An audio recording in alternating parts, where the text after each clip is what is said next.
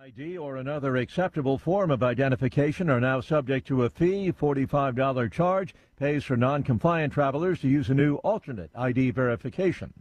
More on these stories, townhall.com.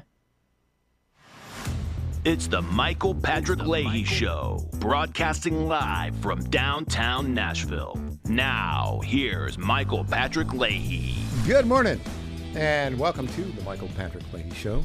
We are broadcasting live from our studios in Nashville, Tennessee, all across the John Fredericks Radio Network, also on Fire Stick and YouTube and Apple TV and Roku TV. It's time for the Morning Rundown, which is brought to you every day at this time by our friends at the Glock Store, glockstore.com, located just a few miles from the airport, right here in Nashville, Tennessee. So here we go. Here's the Morning Rundown for Monday, February 2nd, 2026. Number 1, Day 9, and power is still out for 27,000 people in Nashville, with some expected to be out of power for another week. Number 2, Nashville Mayor Freddie O'Connell, the guy who appointed 2 of the Nashville Electric Service board members, is now calling for accountability. He put out this statement last night. It is comedic. What I learned today is that NES is unequipped to communicate about a crisis. They're unequipped to communicate about it.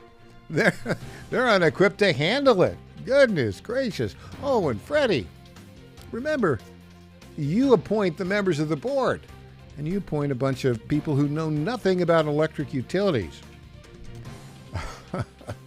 Number 3, the woke CEO of NES, Teresa Broyles-Applin, got to get that hyphen in there, cut tree trimming by $7 million in 2024, which brought it to a low of $30 annually per customer. That's far below the national average. Meanwhile, in Memphis, where they had virtually no power outages during this storm, they spent $83 per customer on tree trimming in 2024. We'll talk with Tom Pappert about that at the bottom of this hour. Number 4, Governor Bill Leahy will deliver the State of the State address here in Nashville tonight. That should be a lot of fun. Number 5, Mark Pulliam, the author of Misrule of Law, respected retired attorney, will be here in hour 2 to talk about legal issues. There are a number of these. The guy who allegedly shot in the back that CEO of a healthcare company in Manhattan, Corey Mangione, will not face the death penalty. I wonder why. But also, Trump won a major victory in federal court in Minnesota. Yeah, you can't kick out ICE. Sorry about that, guys. Number 6, Chris Berger, a public affairs specialist, will be with us in hour 3. He'll catch up with us on all things Tennessee General Assembly. Yeah, they didn't do anything last week, but they will be back in session starting tomorrow. Number 7, Donald Trump does it again. The Trump Kennedy Center is going to be shut down for 2 years. How about that? Yeah, all those Democrats, they ruined it, and they didn't maintain it, so he's going to shut it down for two years, and it's going to be great. Number 8, the documentary Melania was released. It's a huge success financially, and all the lefties are whining about it, but there you go. So there you go. That's the Morning Rundown for Monday, February 2nd, 2026. Brought to you by our friends at the Glock Store. You've been hearing me talk about the Glock Store. Everything Glock is there at the Glock Store. Have you heard about the latest Glocks, the Gen 6? Well, the founder and CEO, Lenny McGill, certainly has. He tells me, wait for it now, here are all the details. The new Gen 6 Glocks have a new optic system, RTF6 texturing, an enlarged beaver tail, flat face trigger guard undercut, and an integrated thumb rest. That's also known as the gas pedal. That's the one thing that I actually understand in terms of what they have. Lenny tells me the Gen 6 Glocks are definitely the most refined Glocks ever produced, and as you might expect, the Glock Store has already received their first shipment of Gen 6 G17s, 19s, and 45s. They were literally gone before they even arrived at the warehouse. That's because the Glock Store is letting you pre-order these new Glocks, so you'll be one of the first people to get your hands on them. And as a thank you for your pre-order, you'll get an extra magazine when you receive your new Gen 6 Glock. Here's what you do. Go to Glockstore.com, click on the Gen 6 tab at the top of the website, place your pre-order for the Glock or Glocks of your choice. When they ship your new Glock to the FFL of your choice, or you pick it up at the Glock Store retail showroom here in Nashville, the Glock Store will throw in an extra magazine. Now, this is a limited time offer only for pre-orders and only from our friends at the Glock Store, the #1 source for Glock parts, accessories, and the new Gen 6 Glocks. Visit Glockstore.com today. I promise you'll be glad you did. Okay, there you go, the morning rundown. Now, let's go to some details on this.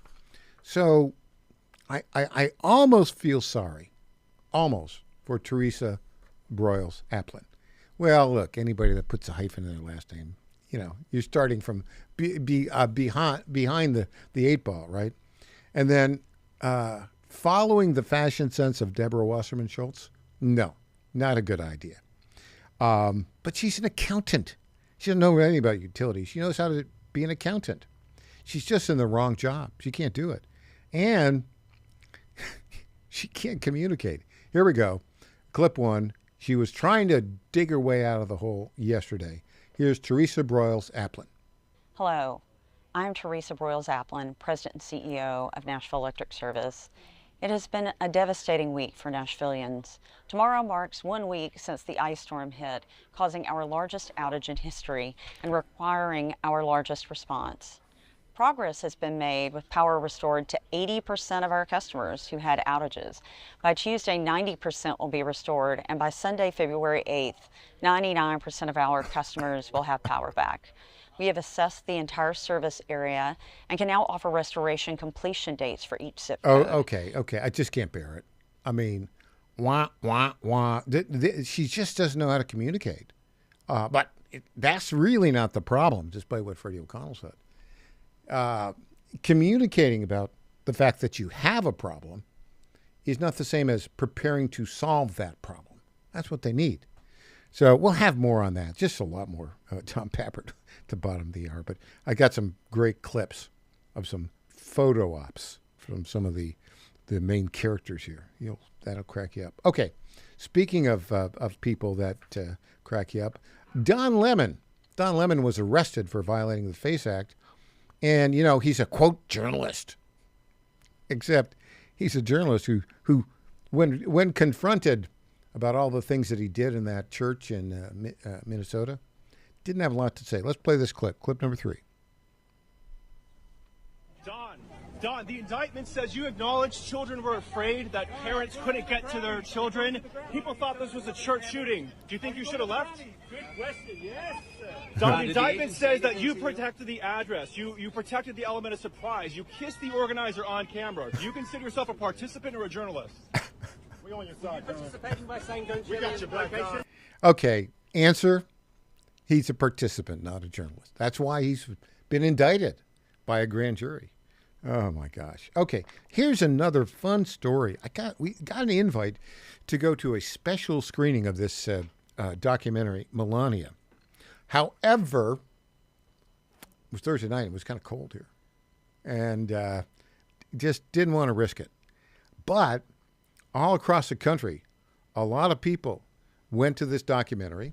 And it has set records, box office records, for no documentary has had this level of sales in a decade. And here's a clip to talk about it. Clip 4.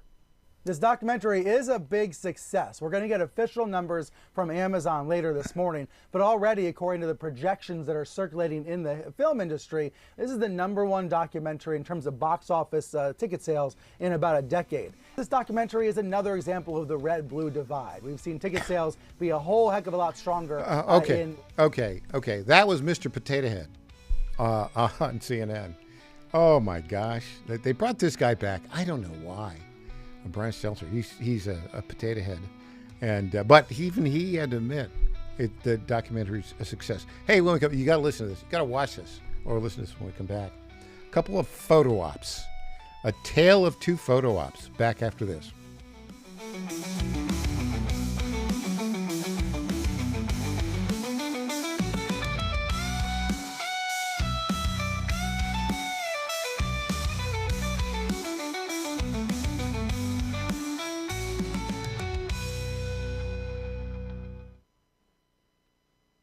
Now more than ever, it's imperative to support companies that share our conservative values. That's why I can't be more excited to tell you that I've switched my family to Patriot Mobile. Patriot Mobile is America's only Christian conservative wireless provider. When you switch to Patriot Mobile, you shift your support away from the leftist, woke, progressive agendas of Big Mobile. Patriot Mobile's wireless service works perfectly and seamlessly as you go about your lives with exceptional nationwide coverage that uses the same towers the main carriers use. Patriot Mobile donates a portion of every dollar earned to causes you care about, to organizations that fight for religious freedom, First and Second Amendments, sanctity of life, and the needs of veterans and first responders. Patriot Mobile has plans to fit any budget, along with great discounts for our veterans and first responder heroes, as well as multi-line users. Switching is easy. Just go to patriotmobile.com/Godzilla or call their U.S.-based customer service team, 972-PATRIOT. That's 972-728-7468. Use offer code Godzilla for free activation.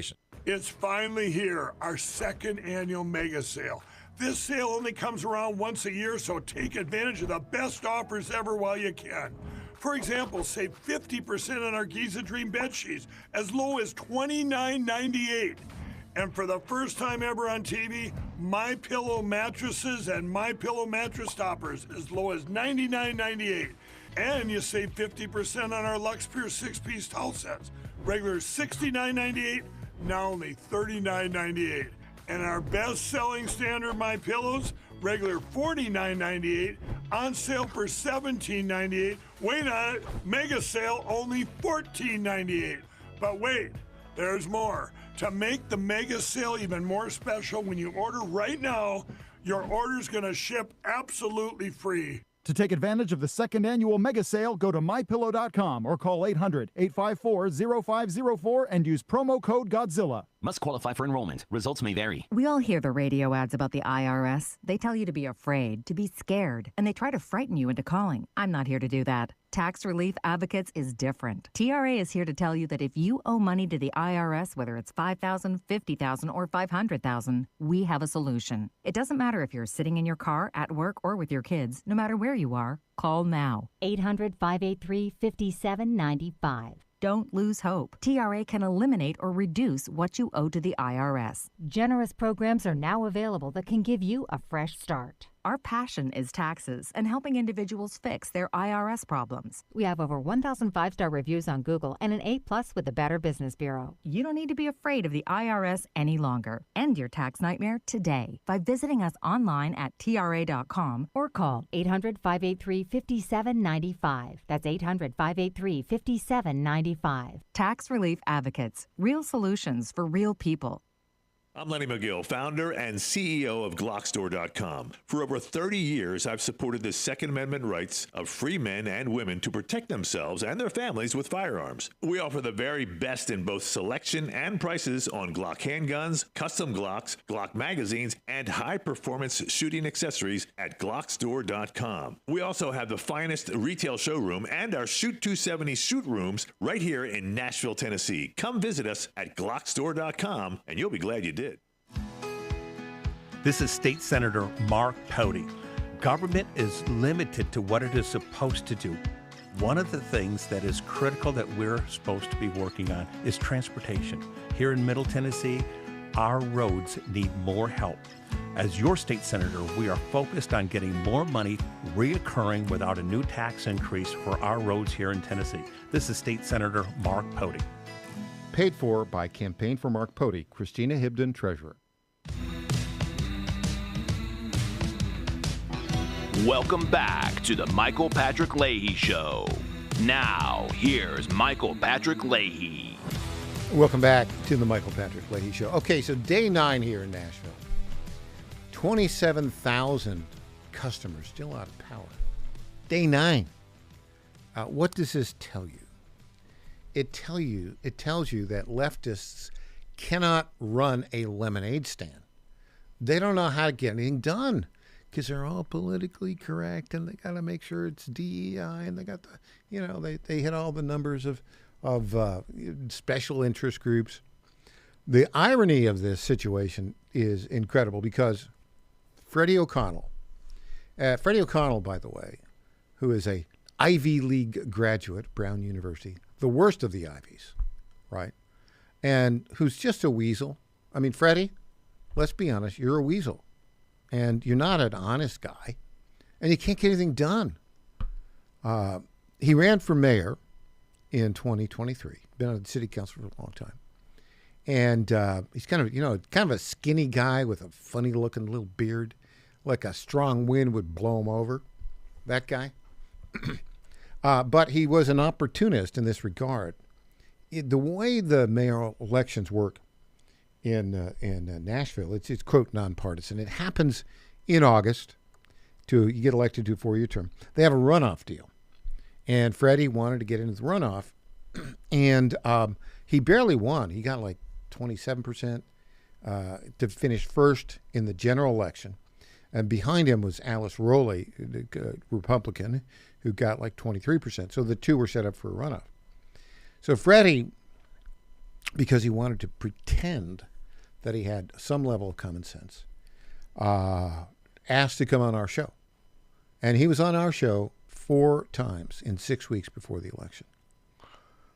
We haven't heard from him since. He's refused to come on our show because he's a weasel who can't get anything done. I mean, come on, let's be honest. Now, having said that, Metro Nashville itself, you've got a 40-member Metro Council, of which 38 are complete idiots, leftists, again. And so you only have 2 people with any level of common sense there. So you're working with a problem. But Freddie, the mayor, the thing about Nashville Electric Service, it is a municipally owned electric utility. And it serves all of Davidson County and about 6 surrounding counties, parts of 6 surrounding counties. Williamson, Rutherford, Cheatham, Robertson. And got about 470,000 customers. About 80% are in Nashville proper. The others are, in the surrounding counties. Well, what's the governance of this thing? The governance of the thing is you've got a 5-member board. And the board members hire the CEO. And the board members are appointed by, wait for it, the mayor. Okay, so there's 5 board members right now.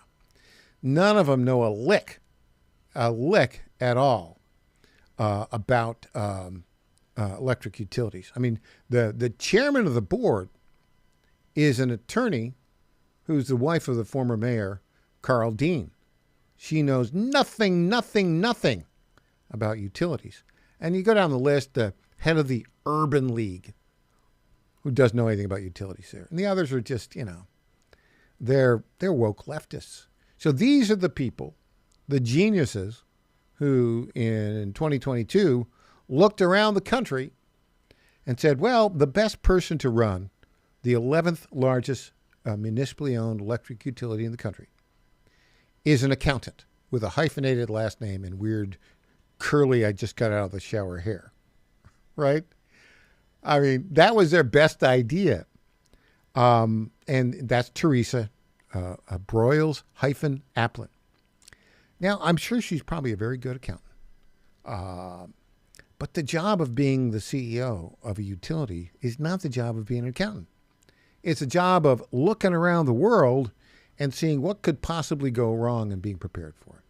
And they weren't. And she's a terrible communicator. It's like, you feel sorry for her, how bad she is. Now, you don't feel sorry enough, because if you really felt sorry for her, you would have removed her from the job so that all the people of Nashville who are out of power wouldn't be out of power. Okay, that's the background. So Freddie O'Connell, trying to wash his hands of the disaster that he created, has done a couple things, and I'm going to get to one of them right now. This is a tale of 2 photo ops. So Freddie, who, as I said, has got a scraggly beard, looks like he's about, $130 in weight. A strong wind could blow him over. He went on this photo op. I'll describe it for those of you that can't watch it on YouTube. And he went out with the utility crew, and we've got a picture of him out in the cold, and then carrying a log a tree branch that's been cut. I'll just watch and see how he looks doing this. Let's watch this clip. This morning I was out with our incredible NDOT crews, joined by the National Guard, clearing trees out of the right-of-way in Bellevue, There he so is. NES Okay, look at him. crews could get to every He's part of shaking the county hands. where there is still power. And now there he outages. is. It Oh, is he's got amazing to one see tree how branch. many Nashvillians have jumped in together And he's to kind of, support one another during this can I time. say this? He's kind of prancing around. To be out here personally, Okay. my gratitude. Here's another one. This is perfect. Thank you, ladies. Of course. The Pearl Cone High School, Metro Schools have done a great pop-up event right here at the school, giving out winter clothes, serving hot meals. I'm here volunteering with them. We've got a great crew of faculty, staff, other supporters. Okay, they're serving hot meals. Yeah, that's going to get... Look, Freddie, you approved a board that hired the accountant who doesn't know how to trim trees. Goodness gracious. Let me give you a contrast. Bill Lee, Governor Bill Lee, who is in his last year, is going to give his State of the State address. Bill Lee's an engineer. He went to Auburn. His dad founded the Lee Company, which they do HVAC stuff, and they're like a fabulous HVAC company, and they do plumbing and all that sort of stuff. Bill Lee knows his way around tools. So he went out to help the National Guard clear brush. The contrast between Weasley Freddie O'Connell and Bill Lee is astonishing. Here's Bill Lee with a chainsaw. Let's watch this. Oh, there he is. There's a guy who knows how to use a chainsaw and knows how to cut tree branches. Okay, a marked difference. Okay, so Freddie, last night he put out a statement. Nashville Electric Service clearly doesn't understand how to communicate about a storm. The problem isn't just the communication. They don't know how to solve a storm. Here's a breaking story from this morning. Fox 17 wrote it. And the way they wrote it, Fox 17 is much better than the other local TV stations. But listen, Mayor Freddie O'Connell is taking action to improve storm response by issuing an executive order on Monday. On Monday, Mayor O'Connell issued Executive Order 58 to create a commission that will review the preparation and response to the January 2026 winter storm. The commission can hold hearings and seek help from the Metropolitan Auditor. This issue follows Mayor O'Connell criticizing Nashville Electric Service's response to the winter storm as thousands remain without power Monday. This follows Mayor O'Connell previously calling NES's leadership response successful. He said that 2 days ago. It was successful, but now all of a sudden it's unsuccessful. Yeah, now he's saying he's not satisfied with NES's outages remain. Okay, let me tell you what the bottom line is. These leftists cannot, they can't make their way out of a paper bag. They can't do anything. They cannot do anything that requires actual work. So what we need to do is, and there's some buzz about this in the Tennessee General Assembly, take Nashville Electric Service and the 470,000 customers, about 20% of them, maybe 100,000, are in these other 6 counties.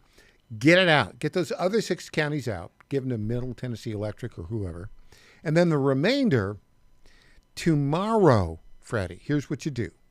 You go in, you fire the entire board, you fire Teresa Broyles Applin, you promote the guy who has a little bit of background in utilities to run the thing for 6 months, and you do a national search, right? And you bring in somebody who actually is not an accountant with a hyphenated last name, but actually is somebody who knows how to run a utility. How about that? Tom Pappert will join us with more after this. I'm Michael Patrick Leahy.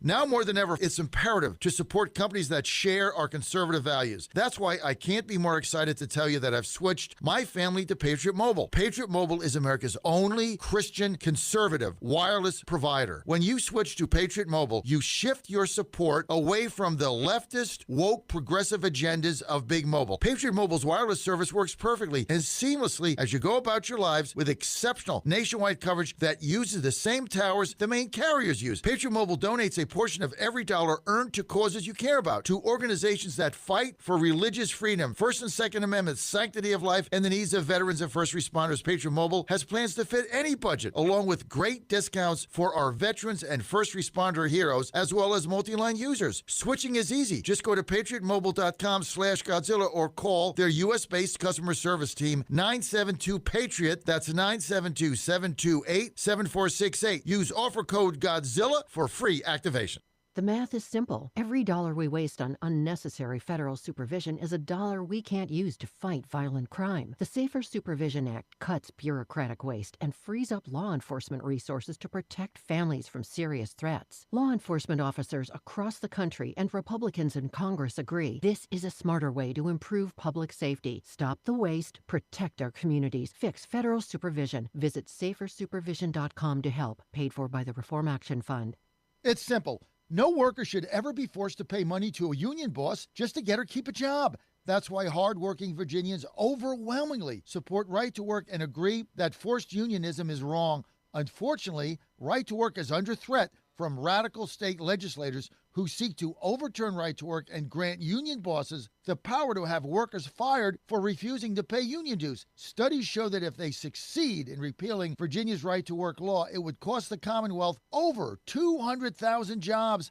That's why it's vital to tell your legislators and Governor Abigail Spanberger to defend right to work in Virginia. With the General Assembly now in session, it's vital you make your voice heard today. Go to VirginiaRightToWork.com and demand your legislators and Governor Spanberger oppose forced unionism and protect right to work. Defend freedom and Virginia jobs today. Sign your petition at VirginiaRightToWork.com, paid for by the National Right to Work Committee.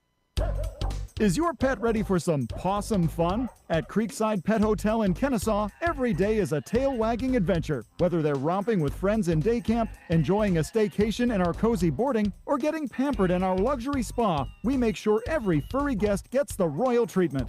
Happy pets, wagging tails, and the best care. What more could they ask for? Book your pet's perfect getaway today at CreeksidePetHotel.com or give us a call at 770-422-4700. My fellow Americans, I have to tell you about my good friends at D.T. McCall & Sons. They have furniture and appliances and a lot more. They've been family-owned in Middle Tennessee for over 100 years, and they're not going to rip you off. No hidden charges, no delivery charges, no charges for all of the crazy things. These are sick people at the lumber yards. These are very sick people. They charge you for cords and hoses and haul off. They charge you for all of these things. They call them hidden charges. It's the type of surprise that you don't want to see. It's like an October surprise, but it's worse. D.T. McCall & Sons, they're not going to do that. They're great people. They're going to give you a great deal. With locations in Lebanon, Carthage, Lafayette, Cookeville, and Franklin, D.T. McCall & Sons will give you the deal of your life. Check them out today or go to dtmccalls.com. Impersonator not endorsed by Donald Trump. Welcome back to the Michael Patrick Leahy Show. Now, here's Michael Patrick Leahy. We are joined on our Zoom newsmaker line right now by the Dow Prize Award winner for the best local journalism in the country. Won that prize along with yours truly and our executive editor, Christina Boteri, for reporting on the Kilmar Abrego Garcia illegal alien deportation trial, etc. Now working on another big story here in Nashville, the one, the only Tom Pappert. Good morning, Tom. Tom, do we have... Good morning, Michael. There we are. Okay. Well, Tom, you broke another big story over the weekend. Tom, I think we have a little bit of a delay. Yes, here. So we're good, but let me ask you this. So you broke a story about tree trimming expenses that the new CEO, Teresa Broyles Applin, put in. She cut tree trimming expenses by $7 million in 2024, bringing the average annual amount spent on tree trimming per customer in Metro Nashville to $30, far below the national average. And in contrast, a similarly sized utility not too far away, Memphis Light Power and Gas, spent $83 per customer, and they had basically no outages here. What is the story with that, Tom Pappert? Well, Michael, we've been tracking for some time now that the CEO, under her tenure, they've been interested in primarily preservation of the tree canopy. And she actually said this in August of last year, that we do species-specific trimming because we don't want to destroy the canopy and we have to live here too. Well, now we've seen what this looks like in the financial documents. And in 2024, they cut their tree trimming budget at Nashville Electric Service by about $7.4 million, down from about $21 million to $13.8 million. And they increased it by a whopping 3% last year in 2025. And meanwhile, of course, what have we seen? It is their primary explanation for why it's been so hard to get electric service restored. They're saying the vegetation. We need vegetation crews. We need engineers so we know when it's safe. It seems to me, Michael, this all goes back to the 2024 decision to save a buck. They saved a decent chunk of change, about 6% of their budget, by reducing their vegetation management contracting service. Tom, you also had another story where you found that that in the last days of the Biden maladministration in 2024, the same year that they cut tree trimming expenses by $7 million, the Biden administration gave $4 million to NES to promote clean energy and, wait for it, this is hilarious, sustainability. My question to you is, did they use any of that $4 million to cut trees? Well, Michael, that money was supposed to be about keeping the service on, keeping it stable, but using renewable energy and green practices and everything else that President Joe Biden was so excited about. This was part of his Clean Energy to Communities program, and it was part of his national effort to achieve net zero. And yes, they received $4 million, $500,000 up front. The rest was supposed to come over the next few years. From my understanding, no, I don't think that money was used to manage vegetation. But I am very interested, and we've asked the Department of Energy whether this grant remains active, because President Trump, of course, has multiple executive orders saying no more federal tax dollars to DEI. And just last week, the NES board was recommended to extend their contract for a DEI consultant. Yeah, let's talk about the DEI bit for a minute, Tom. So you broke, I don't know, you must get tired breaking all these stories. I mean, you know, the other media outlets in town, although I have to say that the local television stations, in terms of documenting what was happening, did a pretty good job. But in terms of politics and policy, they just are missing so many things. The obvious thing that we looked at here was, you know, the tree trimming expenses, right? That was obvious. It wasn't that hard to find. Nobody else in Nashville media thought to do that. That's what we do. We just actually looked at the facts on this. But, Tom, there's another element that you found, that the CEO, Teresa, the hyphenated CEO, Teresa Broyles Applin, sent a letter that said they had conducted 102 DEI sessions in 2023 and 2024. And there's this budget, line item in the budget, where they have continued, apparently, or at least had it on the agenda, for the meeting last week to continue a contract with an individual to do DEI training and consulting and initiatives, who is still also an employee of NES. It seems kind of weird. How much money did NES spend on DEI training and consulting projects in 2024 and 2025? Do we have any evidence about that, and are they hiding details? Michael, will have to dig into their human resources spending because, of course, that is where they label this, and then they admit what they were doing in their ESG report, which they seem to have discontinued, by the way. Now they call it a community impact report, and they don't reference DEI explicitly. But as you mentioned, they still have this DEI consultant who apparently was recommended to be extended on his contract last week. But what we do know is that, as you've said, they're reducing their spending on necessary items like vegetation management during the same exact period that they are holding 102 DEI training sessions. And this DEI consultant was at the very least a 30-plus year employee at NES, even if he was not already contracted to be a DEI consultant. But we know that there was even a previous DEI consultant at NES, because in 2022, around the time Broyles-Applin was made CEO, she wrote in that letter back in 2024 that, well, we had to bring on a DEI consultant to help us understand what was most important about the company. And wouldn't you know it, Michael, the consultant helped them discover that DEI was one of the most important topics.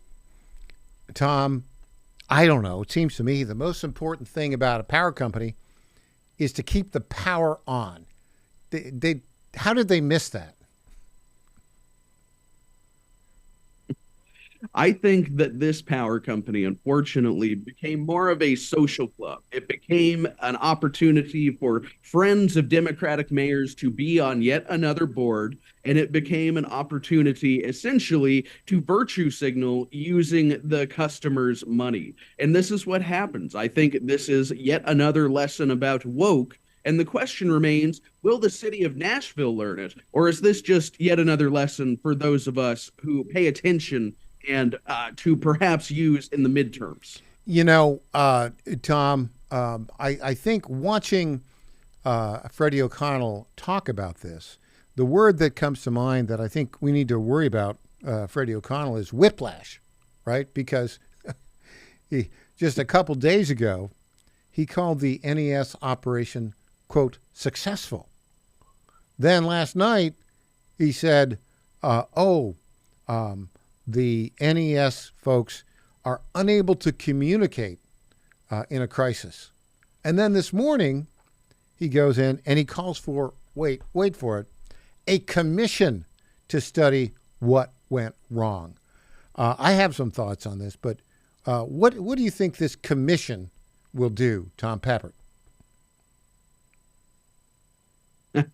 Well, I think it is most likely to waste some taxpayer dollars and come up with a report that says it was unprecedented, it was really cold, and we needed more engineers. And essentially, it will absolve all stakeholders of any wrongdoing, and particularly point out that Freddie O'Connell only appointed one and reappointed another, and so he really doesn't have anything to do with this.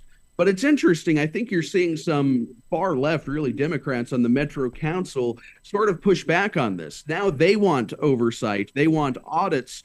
I think Freddie O'Connell, he's losing. The radical Democrats and the moderate Democrats are very upset with him over this last 9 days. Politically, this is not a good outlook for him, and I'm sure he thinks the committee can save that. Yeah, I think you're probably right about that. It is interesting. There's a Metro Council member who's announced that she's running for mayor. Kind of, they're all lefties. And then also, we saw Afton Bain out there crying crocodile tears again about how terrible this is. But her excuse is, what's interesting about it, the CEO of NES is doing all the lefty stuff that she loves. But now she's saying, the problem here is really the big corporations. Okay, no. The problem is you got an accountant running it. Here's one other thing I'd like to get your reaction to. It's our lead story at the Tennessee Star. Calls grow for the Tennessee General Assembly to take over the NES board amid winter storm outage crisis.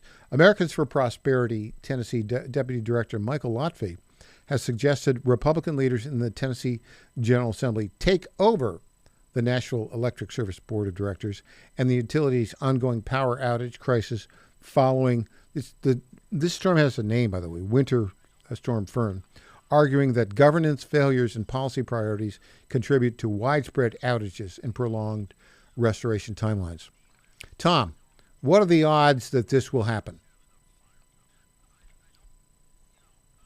Well, the odds that it is successful, I'm not so sure. Of course, we've seen a similar push with the Nashville airport. It's still, I think, ongoing, but has not gone well for the General Assembly. But I think the General Assembly, these are intelligent men who realize that pressure counts for something. And so I would not be surprised at all, perhaps next year, maybe not in this legislative session, to see such a bill emerge. And even if it results in a lawsuit and a protracted legal fight, I think the General Assembly, there are members who will be interested in doing the right thing for the people of Nashville, even if it is a painful process. Tom Pappard, stick around. There's much more to talk about in this NES, as we call it, no electric service debacle. Back after this.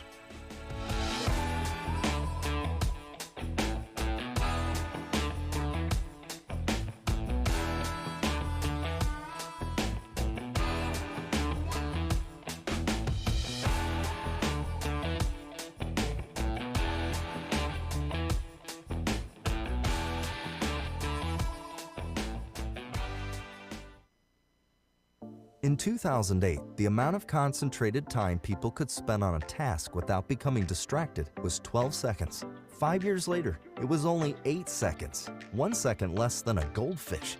If you're often distracted or have trouble recalling information, you're likely to fall behind in the demanding, fast-paced 21st century. In other words, brain performance is more critical now than ever.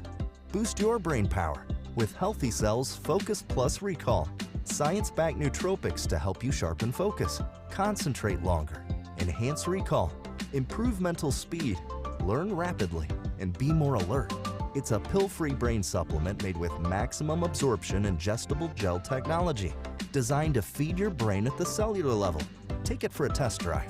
Go to healthycell.com and use code GODZILLA for 20% off your first order of Focus Plus Recall. That's healthycell.com, code GODZILLA for 20% off. Is your pet ready for some pawsome fun? At Creekside Pet Hotel in Kennesaw, every day is a tail-wagging adventure. Whether they're romping with friends in day camp, enjoying a staycation in our cozy boarding, or getting pampered in our luxury spa, we make sure every furry guest gets the royal treatment. Happy pets, wagging tails, and the best care. What more could they ask for? Book your pet's perfect getaway today at creeksidepethotel.com or give us a call at 770-422-4700. These illegal skill games that keep popping up, fights break out, they're illegal. We got drugs, we got gangs, they're all over the place. How do you get illegal slot machines in convenience stores when Governor Youngkin, you vetoed it? And no referendum, nobody passed it. How are they still here?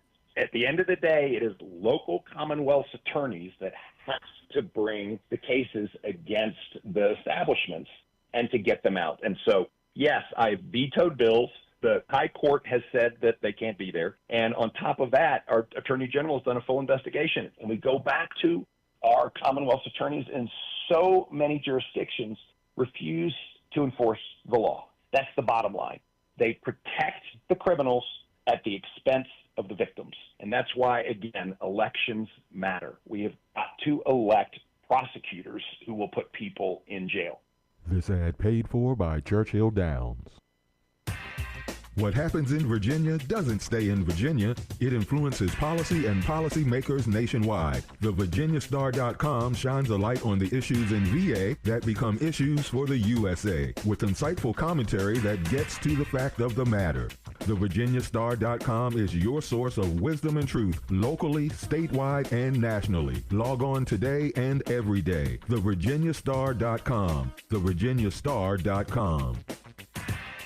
Hey there, it's Lenny McGill, founder and CEO of GlockStore.com. For over 30 years, I've supported our Second Amendment rights with GlockStore.com, the world's #1 source for Glock handguns, parts, and accessories. I also support accurate, unbiased journalism like The Michael Patrick Leahy Show. His team broke the Kilmar Abrego Garcia traffic stop and was the first to obtain that video. Independent journalism at its finest. Visit us at GlockStore.com, listen to Michael Patrick Leahy, and make America great again.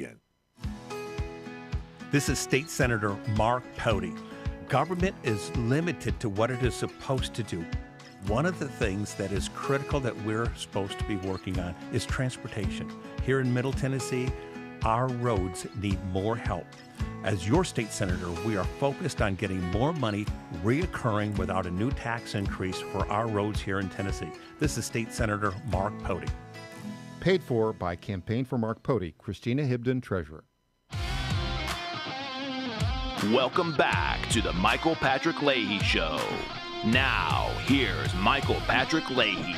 Tom Pappert joins us. Okay, Tom, the mayor of Nashville, suffering from whiplash, Freddie O'Connell, who just a couple days ago called the National Electric Service response to the storm, where 9 days into it, we still have 27,000 people without power, called it successful. Now, Sunday night, said, they don't know how to communicate in a crisis. And this morning now, he's going to call on a commission. Okay. Here's the thing. I'm going to ask you this question, Tom. It seems to me that it's very clear that the CEO is utterly incompetent at actually running an electric utility. Teresa Broyles-Applin, number one. Number two, that the 5-member board is entirely incompetent at hiring her. So if Freddie O'Connell were to actually have some common sense and do something that made sense for the people of Nashville, what he would do right now is he would call on the NES CEO to resign. He would call on all of the board members to resign. And actually, he could be a little bit more active. The charter is a little unclear about whether or not he can remove board members that have been appointed. Doesn't matter. He can call for them to resign, and he could take action, firing them, and let them duke it out in court. Can you see a board member saying, you fired me, Mayor, but we had this awful, unprepared response to this winter storm. I still want to stay on this gig. My question to you, Tom, you've looked at this a long time. What are the odds that Freddie O'Connell is actually going to take the appropriate action, fire the CEO, and fire and replace all of the board members? What do you think, Tom? Well, Michael, I think his actions over the past 48 hours or so that you've described, that could indicate that maybe the CEO, Teresa Broyles-Applin, maybe her job is not safe. But when you look at these board members, like I said, I don't think this is so much, these are such wonderful energy experts. I think this is a feather in the cap for people who are somebody in Nashville. You have the wife of a former mayor. You have the head of the Urban League of Nashville. So I think that the Democrat mayor of Nashville would have a very, very difficult time telling these board members that they need to resign or even firing them politically. Is it the right thing to do? I think absolutely. But when it comes to the politics of it, how does the mayor fire the head of the Urban League of Nashville? That seems difficult. But the CEO, she has no such accolades. She's a glorified accountant who worked at a nursing home and somehow made herself CEO of NES. I think that O'Connell will make her the scapegoat if things don't turn around for him politically. He can't fire her directly. The board would have to fire her. I don't think the board has any desire to do that because you're right. This is a social club. They don't care about the people out of power. They want to just, maintain their position in that social club. I think that's exactly right. But if you're Teresa Broyles-Applin right now, the best thing you could do is read the room. And after all the power's turned on, you should indicate that you intend to resign within 6 months. Intend to resign, have a date certain. And then that's the right answer here. I don't think she's going to do that because now there's a way to get her to do that. She needs a soft place to land. She needs to go to become a partner at Deloitte & Touche or something like that. But she does, the accounting statements are well done from what I can tell. They're filled with bad decisions. I mean, let's cut back on tree trimming, which is, by the way, Electric Utility Management 101. And let's add more DEI. That was her decision. So, question to you. Will she resign, yes or no? Yes, I think so. At some point, this lady will almost certainly have to resign. Now, the only way that doesn't happen, I think, is if O'Connell takes some of this on the shoulder himself. And if there's one thing we know about the illustrious mayor, it's that personal responsibility does not seem to be one of his strong suits. I don't think he's gonna. He's gonna weasel around. I counted on these people and they didn't get the job done, and he's not. He's going to try to dodge it. But the problem is, I think this means. I'll tell you what I think this means. I think she's gone within 6 months, and I think because O'Connell is weak, he won't replace the board members. This will become a political issue. He already has a council members announced running for mayor. Now, the election, of course, is a year and a half from now. But I think you're going to see a steady drumbeat of opposition to him. They'll come from both the left and there's not a right in Metro Nashville. There's just the kooky, crazy, nutty left, and then the normal sort of almost crazy left. That's about all you have in Nashville. But he's going to have opposition from both. Do you think he wins re-election, Tom Pappert? It'll be an uphill battle. He's already lost the far left activist base. They think he's weak. He was unable to stop ICE. Now he's unable to keep the lights on. And the moderate Democrats thought, well, this guy will make the trains run on time. And here we have a 9-day blackout. It's going to be a hard march to re-election. I think it depends on the quality of his opponents. Tom Pappert, thanks for joining us. Really appreciate it. Excellent analysis. Up next, the one, the only, Mark Pulliam, author of Misrule of Law, legal expert. Back after this.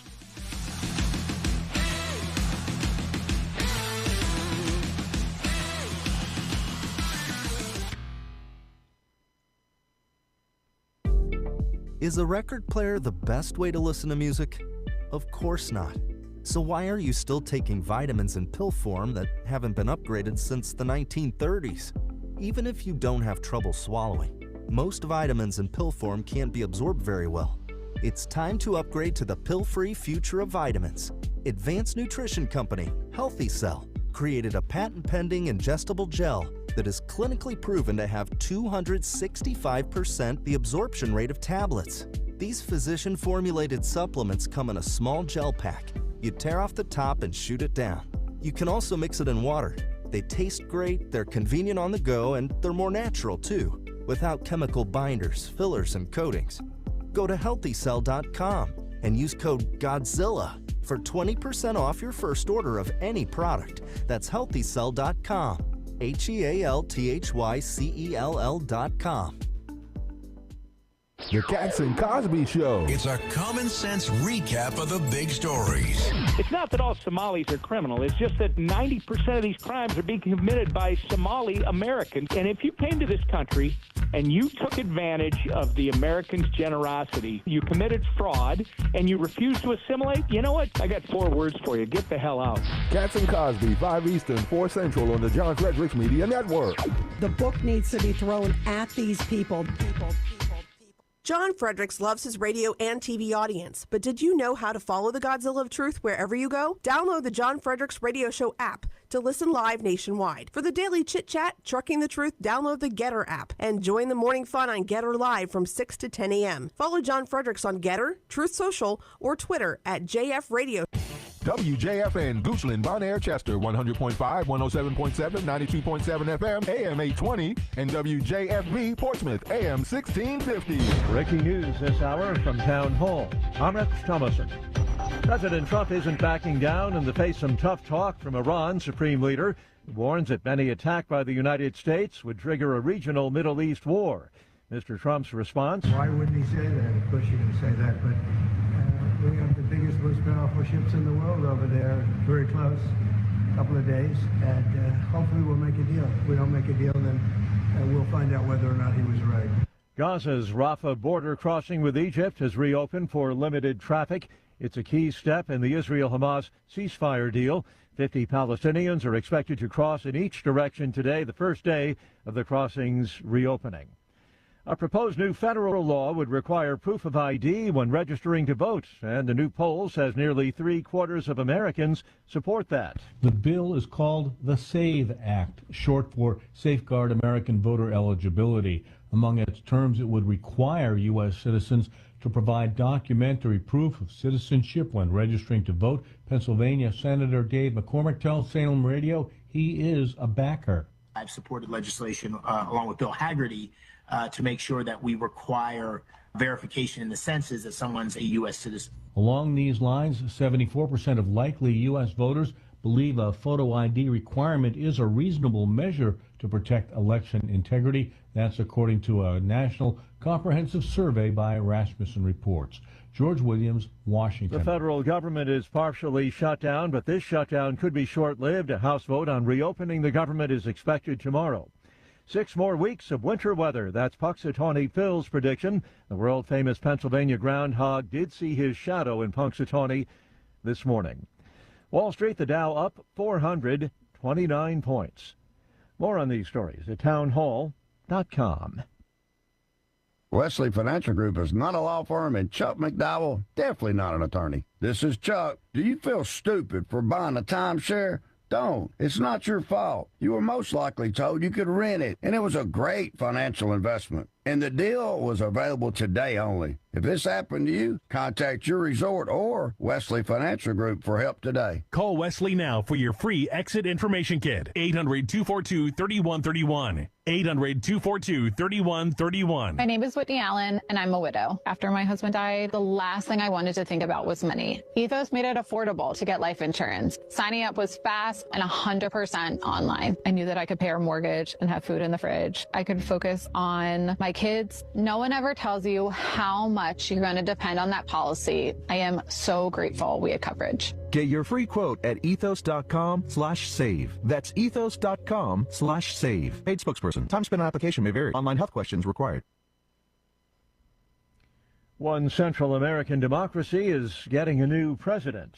At just 39 years old, Laura Fernandez will be one of the youngest presidents of the modern era in Costa Rica and represents continuity to the electorate, hailing from the governing Sovereign People Party.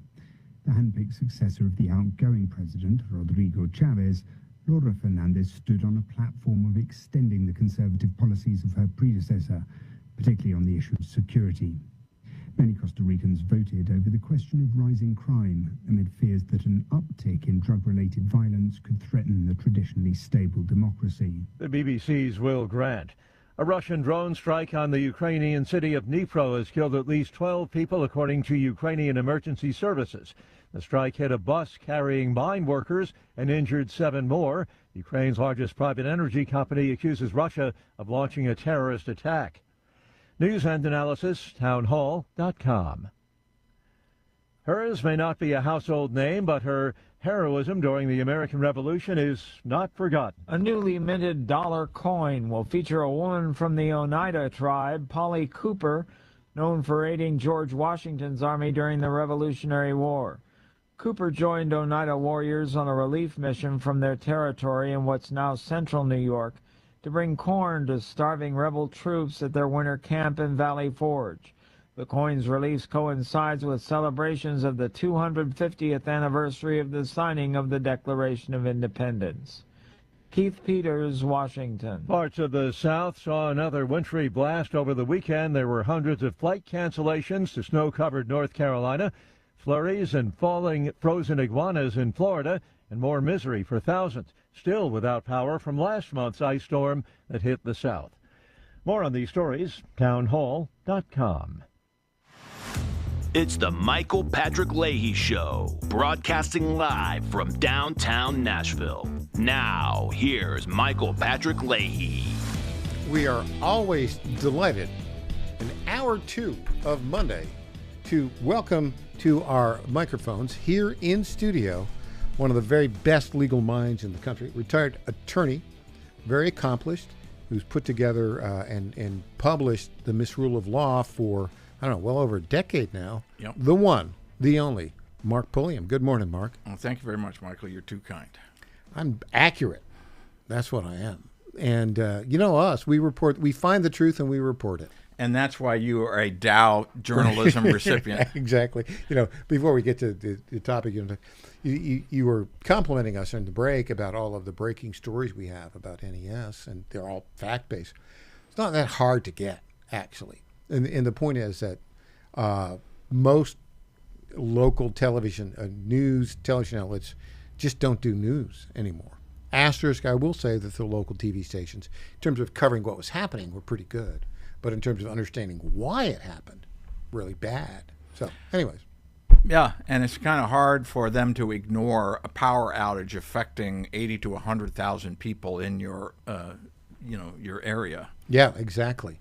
Okay, so we are in a bit of a, it seems like since we started the Tea Party movement back in 2009, we've been in an existential crisis for the constitutional republic. That was a long time ago. That was 17 years ago. Holy cow. How time flies. But we still now maintain this constitutional crisis, and people are concerned because Donald Trump won the presidency easily. The Republicans barely control the House, and they control the Senate 53-47. But the Democrats are obstreperous and want to stop everything. Right now, the big deal is midterm elections. We saw a state Senate election in the Dallas, Texas area flip dramatically over the past couple days, where a Democrat won by 14 points, a 31-point change in the special election. Now, there's a lot of people whining and complaining, oh, the sky is falling. I'm not typically all that worried about special elections, and I'll tell you why. Because the way the Democrats work is they focus huge national resources on special elections. And so the Republicans are at a disadvantage. But nonetheless, what happens? What happens, Mark Pulliam, if the Democrats take over control of the House of Representatives in January of 2027? All right, and that's a very scary thing to ponder. Apropos of this recent special election in Texas, which is a lot of it was in Tarrant County, which is supposedly the most conservative, that's where Fort Worth is, the most conservative city in America. Mm-hmm. And I remember that here, this special election that Matt Van Epps won by 8 or 9 points. 9 points. Everybody's saying, oh, it was so close. Well, they forget that, no, that's a landslide in a special election. And so in Texas, we have a more typical special election. These Democrat voters are highly energized. They are a army of useful idiots, which we'll talk about later this morning. And so they show up, whereas the Republicans don't. So complacency is a major problem for Republicans. And so you have a lot of people that were eager MAGA supporters in 2024, but then when the going gets tough, when you got some rioting in Minneapolis, you got some rioting in Los Angeles, and people, the media criticizing ICE, oh, you guys are too tough, you're too rigorous in enforcing federal law, they start getting weak-kneed. And if we get weak-kneed going into our midterms this year, and in particular into the presidential elections in 2028, we are doomed. We may think that how could things get, everything's fine. President Trump has done all these wonderful things in his first term of office. Well, that could change overnight. And if you don't believe me, talk to some of the people in Virginia who had gotten used to Glenn Youngkin as governor, and then Abigail Spanberger gets in there, and her first day in office, she just reversed everything Glenn Youngkin did in 4 years. And we could see the same thing on a national scale if Republicans don't buckle down and stay firm. And so I kind of, as I was thinking about this over the weekend, we've all heard of Thomas Paine. He wrote Common Sense, the pamphlet that ignited a lot of the passion for the revolution. But, it wasn't all easygoing after the Declaration was signed. In fact, the British Army was kicking our butt, and a lot of people started to get wobbly. They started getting weak-kneed. Oh, maybe this was a bad idea. Maybe, we should give up. And he wrote a pamphlet, started out with these words: "These are the times that try men's souls." And he warned them that this is not a time for summer soldiers and sunshine patriots. We need to be firm, and we need to stand behind this revolution because our freedom is at stake. And our freedom is at stake this year and in 2028. So what would happen if the Democrats won control of Congress, and then, even worse, won control of Congress and the White House? Well, we don't have to guess. They've told us they're going to grant statehood to D.C. and Puerto Rico, which would add 4 reliably Democrat seats to the Senate. They would expand the Supreme Court, a radical maneuver that even backfired on FDR, but times are different now. We would get 4 or 5 or 6 more Ketanji Brown Jacksons. Exactly. Well, they might pick somebody who's a little smarter, because smart leftists can do more damage than dumb ones. Look at, William Brennan. He was the architect of all kinds of terrible nonsense that we're still living with 30, 40, 50 years later. Okay, so William Brennan was a Supreme Court justice appointed by Dwight Eisenhower, who totally flipped, by the way. He said, Eisenhower said, 2 of his worst mistakes as president are sitting on the Supreme Court, referring to Earl Warren and Bill Brennan. I know. So he needed a Federalist Society back then. He did. So they would abolish the filibuster, something that John Thune doesn't, and his Republican colleagues don't have the guts to do. I would use a different word. They don't have the cojones. Cojones, yeah. And they would abolish the blue slip policy, which, again, John Thune and his Republican buddies in the Senate don't have the guts to do. So then we'd end up with even more crazy federal district court judges. Even in states like Tennessee, because Marsha Blackburn and Bill Hagerty would not be able to say, no, we don't want that nut, pick a less nutty nut. We would see, it would just be like Trump 1.0, impeach, impeach, impeach. There would be hearings for every one of President Trump's cabinet officers. ICE would be defunded. The entire country would become a sanctuary. We'd have crimes, drugs, homeless encampments would engulf our cities. And then if they got control of the White House, what's going to happen? Well, the first thing a Democrat would do is rescind every one of President Trump's executive orders on day one. Yeah, I mean, they would sign like 500 that first day. Yeah. Before midnight. Yeah. They would grant amnesty to every one of the 20-plus million illegal aliens in the United States. Well, that's their plan. That's their plan. We'd have open borders, a national ban on voter ID. We'd have trannies back in the military. Every single judge that got appointed would be a left-wing activist.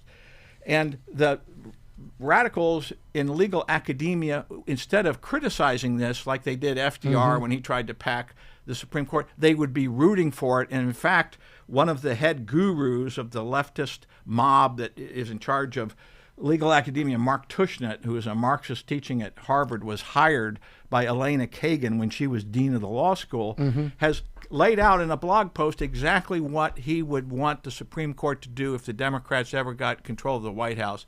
And it's scary to think. And they would just go through every precedent that the John Roberts Court issued that was favorable to the rule of law, to the Constitution, and just overturn them overnight. So it's a bleak picture. It's a very bleak picture. And when we come back, we're going to get into some more legal stuff with the one, the only Mark Pulliam. I'm Michael Patrick Leahy. Back after this.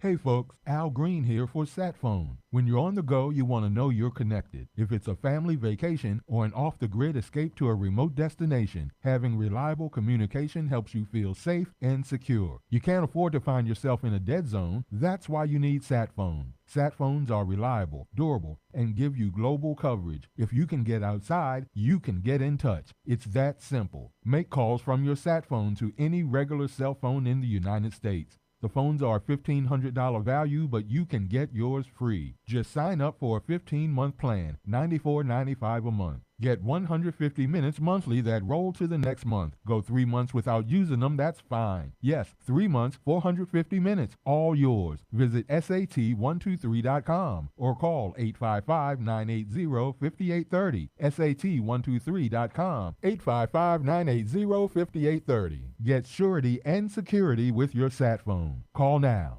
The math is simple. Every dollar we waste on unnecessary federal supervision is a dollar we can't use to fight violent crime. The Safer Supervision Act cuts bureaucratic waste and frees up law enforcement resources to protect families from serious threats. Law enforcement officers across the country and Republicans in Congress agree this is a smarter way to improve public safety. Stop the waste, protect our communities, fix federal supervision. Visit safersupervision.com to help. Paid for by the Reform Action Fund.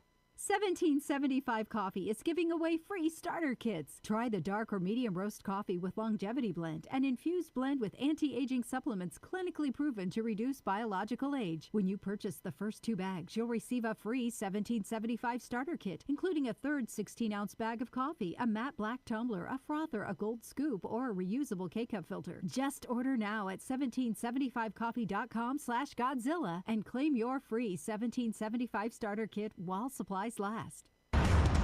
How much did you win at Rosie's Gaming Emporium? Hi, I'm Jerry from Richmond. I won a $23,000 jackpot at Rosie's. I'm Tammy. I'm from Newport News, and I just won a $5,400 jackpot from Rosie's.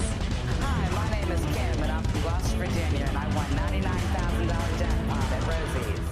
Are you ready? Learn more about Rosie's rewards and jackpots at rosiesgaming.com. Must be 18 or older. Problem gambling? Call 1-888-532-3500.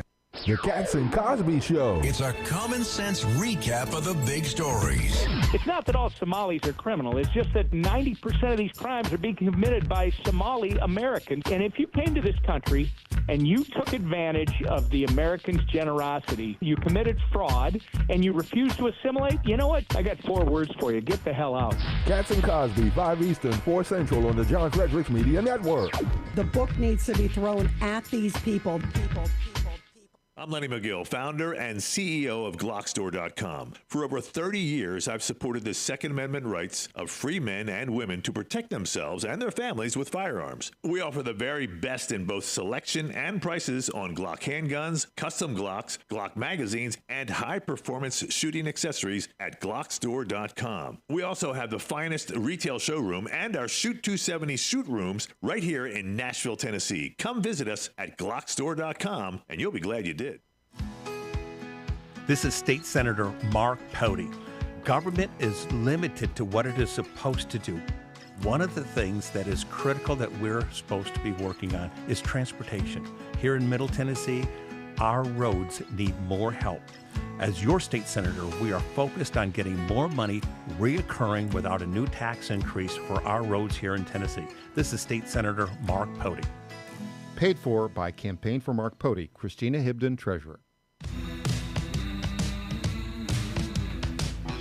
Welcome back to the Michael Patrick Leahy Show.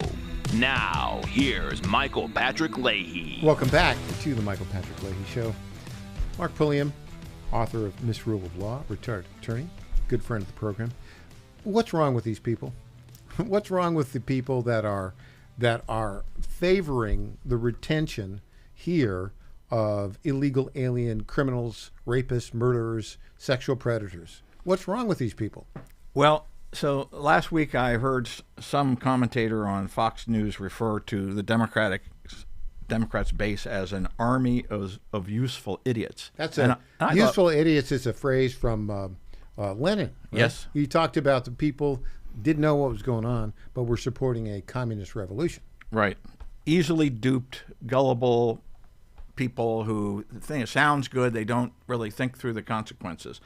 And as we see on TV, these images of the thousands of people in 0-degree weather in Minneapolis fighting with ice, and we think, oh my gosh, something has gone wrong in the body politic. How can we possibly overcome this when we have large numbers of crazy people who are fanatically devoted to their cause? Now, you could say the same thing, going back to a previous segment, of the early colonists when the British showed up with German mercenaries, Hessians. And we thought, how can we fight both the British and these German mercenaries? Boy, we are outnumbered. Well, we persevered and we won. And so this army of useful idiots is like this group of German mercenaries. That doesn't mean that they will beat us if we are determined enough to beat them. So how did they get this way? Why are all these people marching in lockstep like they're part of some giant cult? Well, in a way they are. And I have said that Trump derangement syndrome is what we use to refer to people who seemingly lost their senses because of the election of Donald Trump. What we have going on, though, is like a head cold compared to what is really afflicting these people. It's a virulent psychosis. And certain groups are more vulnerable or susceptible to it. Millennials, Gen Zs.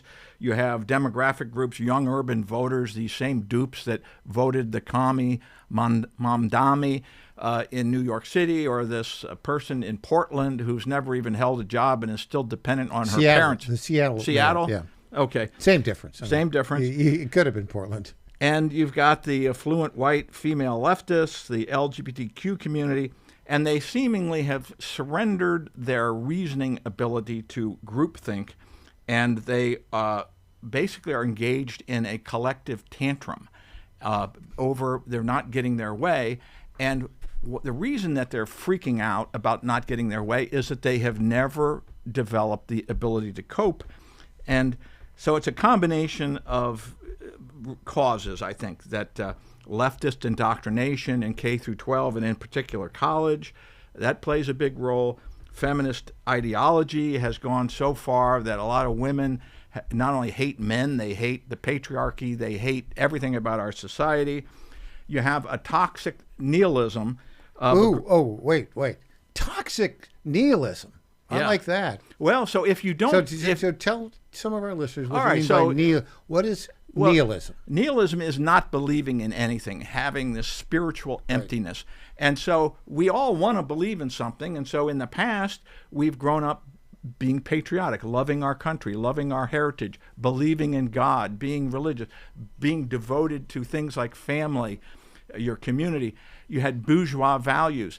This, in the last couple of generations, they have squeezed all of that out of people, and so you're left with a bunch of people who are really empty inside. Mm-hmm. And people who are empty inside are craving meaning. They want to believe in something, and leftism has filled that void. And also it's made people very unhappy. That they angry, mean. And so, there, by the way, the headline for this segment, toxic nihilism. I like that. I mean, I'm sure other people have used that, but that's a good description of what grabs these people. Yeah, and so these are people who've never grown up like Peter Pan. They're children at heart. They want the government to take care of them, and that they do not appreciate that in a democracy, people hold different views. Sometimes the other side will win. You don't always get your way. They cannot stand not having things exactly as they want it. So you have this boiling pot of water that is just waiting to do something. And so it's not as if George Soros and Reid Hoffman and these other people financing these insurgency groups, these insurrection groups, have a devoted following. They're basically an army waiting to be called into action. It doesn't really matter why. And that these people, when Obama was president, they didn't have any problem with deportation. He deported 6 million people. He gave a medal to Tom Homan for being so good at deporting people. Yeah. And the Democrats loved Obama. They loved Tom Homan, except now things are different. or they've been led to believe they're different. And so all George Soros and his other people have to do is basically it's like the Manchurian Candidate. They call them into action, except it's a mob instead of just one person. There are some reports that all these anti-ICE mobs, it's interesting. It's like a career plan for those afflicted by toxic nihilism, right? That is, what are you going to do? There's a report now that these anti-ICE people are getting paid $80, $100,000 a year to be from the Singhams, the Soroses, etc. Yeah, and all you need is to have a group of effective organizers and leaders, and then you have the rest of them who'll get out there in freezing weather and just be foolish on command. Speaking of which, foolish on command, the awful liberal women in Minnesota who take their children to ICE rallies. We have a clip here right now, clip 11. Here's an example of that.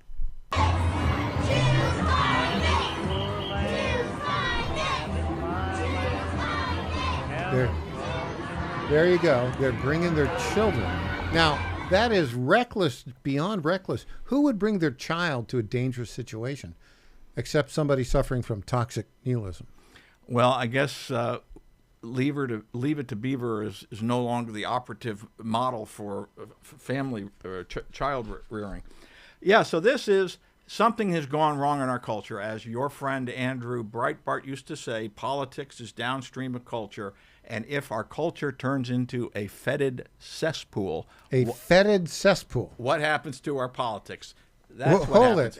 You know, we have got to get the Mark Pulliam lexicon here. Lexicon. We have a fetid cesspool, a boiling cauldron of toxic nihilism. Yes. Yeah, and so boom. So you got these, these mentally ill people, the army of useful idiots, and then you throw in the usual moochers and looters, the fraudsters like the Somalis, the moochers, looters, and fraudsters. You got the trial lawyers, environmentalists, civil rights grifters, unions, government employees, welfare recipients. That's the Democratic base. Now, Republicans can say, well, how could we possibly compete with them? Well, we could compete with them by registering to vote, showing up to vote, paying attention, and supporting sound Republican candidates. You lose elections because not enough of your people show up and are outvoted by the other team. Well, when you only have 10, 20, 30, 40% of registered voters and a far lower number of eligible voters voting, well, of course you're going to lose elections, like this special election down in Texas. So if the MAGA crowd wants to keep their country, want to preserve their freedom, you're going to have to buckle down and get engaged and stop fighting with other Republicans. It's time to recognize our enemy is the Democrats, and we have to unite and work hard and be committed to prevailing in the democratic process. This is serious business. Yeah. That this could be the end of our country on its 250th birthday. So hold on. We've been saying this could be the end of our country for a long time, but this could be the end of our country is what you're saying right now. Well, when you have Democrats applauding Don Lemon for invading a church and disrupting a worship service where people were scaring the children and telling them that their parents are going to go to hell for believing in the enforcement of our immigration laws, that's insanity. So in my lifetime, and I've been paying attention to politics from a very early age, we have never had a worse political culture than we have right now with the most radical, the Democratic Party has basically, it's like weathermen without the bombs. It's as if Tom Hayden had taken over the Democratic Party. And so all these people, there's no such thing as a moderate Democrat. They are all, radical. And we need to appreciate that. And that means we have to work harder to win because our survival is at stake. That we have people, the Lincoln Project guy is talking about hanging Stephen Miller. He wants to see him dangling from a gallows. This is scary business. French Revolution stuff. That's exactly what it is. When we come back, more French Revolution, this time in New York, in the courtrooms of New York City. Luigi Mangione, they won't have the death penalty for that guy if he's convicted. Back after this with Mark Pulliam.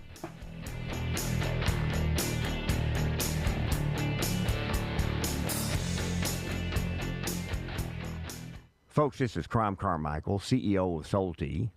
I have recently turned 77 years old. I do not take prescription drugs. I have not had to take prescription drugs, and I attribute a lot of my good health to a product that I've been taking, which is the active ingredient in Sol Tea. It's a 22% concentration of theaflavin. We did clinical trials on it 25 years ago and found that it helped lower cholesterol. We have had many, many hundreds of letters and emails from customers telling us how it has helped them not only manage their cholesterol, but lower their triglycerides and help them on their blood pressure. And I can't tell you how much I attribute to Sol Tea for my good health at age 77. And I encourage you to go to GodzillaHeart.com. That's GodzillaHeart.com. And use the code Godzilla at checkout, and you'll get a 50% off on your initial shipment of Sol Tea. And I promise you it will be a great help for your heart health. Thanks so much. The Cats and Cosby Show. It's a common sense recap of the big stories.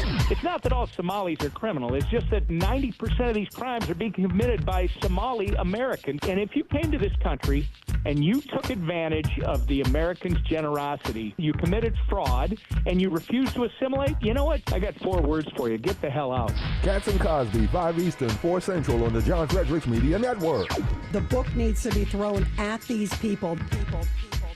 For years, the Europeans have underestimated President Trump time after time. But at every turn, he's been right. On energy, on NATO, on foreign free riding. It's time they pay up. That's why he's cracking down on foreign countries that don't pay their fair share for American medicines. Renegotiating trade deals for the prescription drugs we invent. President Trump is ending the foreign freeloading, making Europe pay their fair share. Paid for by Americans for Limited Government. Did you ever stop and think, why do the wealthy pay less taxes than we do? One reason, they take full advantage of the IRS tax code. Today's tax code is over 2 million pages. Who can read that? Remember the 2016 debate with Hillary Clinton? When asked why he doesn't pay more taxes, President Trump had the perfect answer. He said, if you don't like the current tax code, change it. I follow the very laws that you wrote. That's where Julio Gonzalez and his company, Tax Engineered Services, comes in. Julio's team looks at your taxes after they're done, but before you file them with the IRS. He doesn't get between you and your accountant. He reviews your taxes, makes his recommendations, and only gets 5 to 10% of what he saved you. No money up front, no cost. It's tax literacy for MAGA. He also sees what grants you may qualify for. For more information, text ETS to the number 26786. That's ETS to 26786. Text now. My fellow Americans, I was this close, very close, to buying from the lumber yards. These are sick people. But I turned my head at the last second, and I saw a big, beautiful ad for D.T. McCall's. These are highly respected people. If I had not turned my head at the last second, I would have been ripped off at some lumber yard for $200 in hidden charges, and D.T. McCall & Sons are never going to do that. They'd never do that to you. These are great people. I've known them for a long time. They have great deals, and I just have to say, nobody knows deals like I do. D.T. McCall & Sons has locations in Lebanon, Carthage, Lafayette, Cookeville, and Franklin, and they have been family-owned in Middle Tennessee for over 100 years. These are tremendous people. D.T. McCall & Sons. Check out one of their stores today. Impersonator not endorsed by Donald Trump. Welcome back to the Michael Patrick Leahy Show. Now, here's Michael Patrick Leahy. Welcome back to the Michael Patrick Leahy Show. In studio, very good friend, all-star panelist, retired attorney, author of Misrule of Law, Mark Pulliam. Mark, what is wrong with the courts? Every time you turn around, there's either a state court or a federal court making a stupid decision. There's one in, now this was a federal district court judge in New York City. Tell us what this judge did. Well, and not only a federal district judge, a Biden-appointed federal district judge. Okay, so everybody, who was paying attention last year at some point was familiar with the Luigi Mangione assassination of a healthcare CEO named Brian Thompson.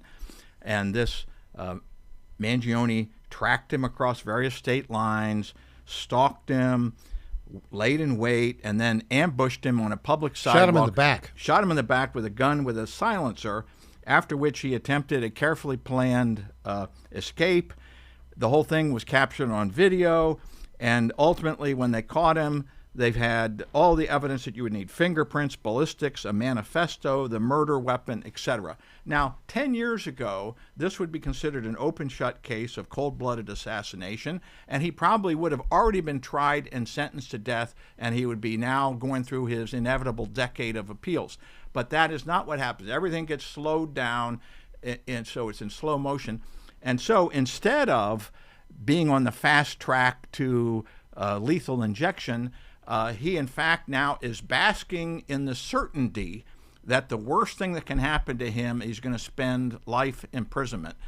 And he's 27 years old, so that's going to be decades that the taxpayers are going to be feeding and clothing and housing him for murdering somebody in cold blood. So back to this.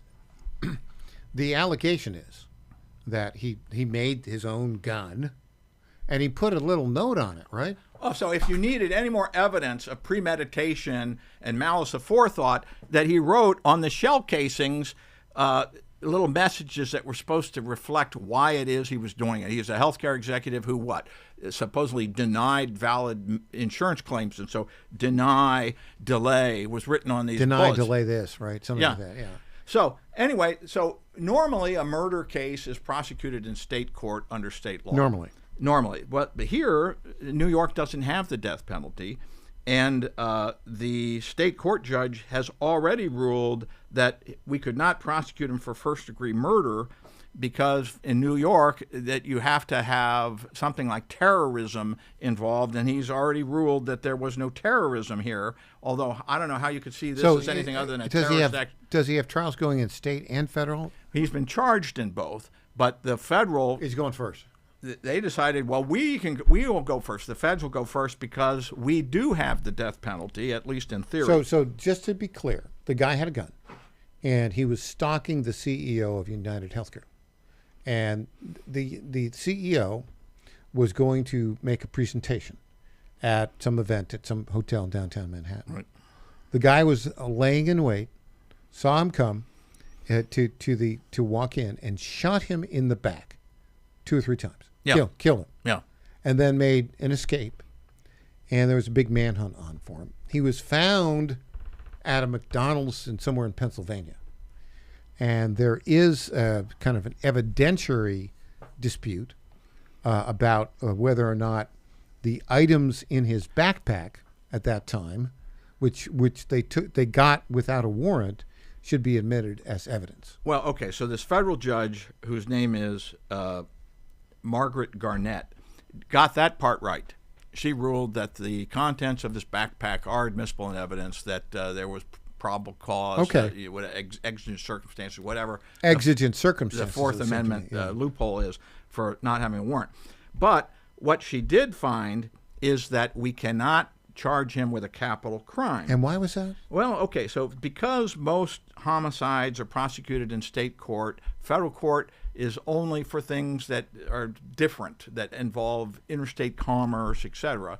And so under the applicable statute, which 18 U.S.C. Section 924, that murder, in order to be subject to the death penalty, must be committed with a firearm during and in relation to another federal crime that has an interstate nexus, and it must be a felony crime of violence.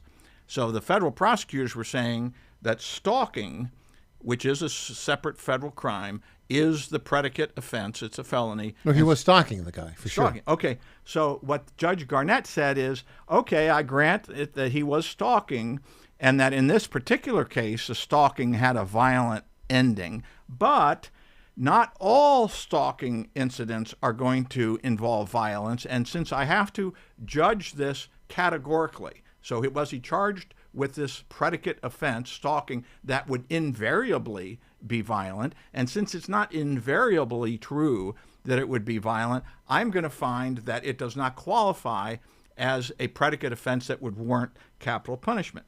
Now, she said this And when a judge, and she wrote a 39-page decision, I've linked to it in my blog post, but when she says early in her 39-page opinion that this inquiry may strike some as apparently absurd, with a result that is tortured and strange, when you have to acknowledge that at the beginning of a 39-page decision, you know that it's not just apparently absurd. It is absurd, and it is tortured and strange. So she acknowledges that other district courts presented with similar situations of, a predicate offense that is not always violent, but is violent in the case being charged, that you can go ahead and make this a capital murder case. She said, well, I'm not going to follow those. And one district judge is not required to follow other district court presidents. But basically what she's doing is thumbing her nose at common sense, bending over backwards to give this guy a break. And as a result, he, instead of getting the death penalty, is going to get life imprisonment at worst. And so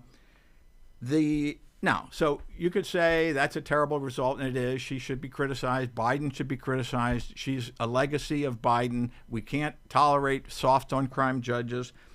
But as a result, we have a wealthy defendant who's an Ivy League graduate, Penn. University of Pennsylvania, a darling of the left, has received kid gloves treatment.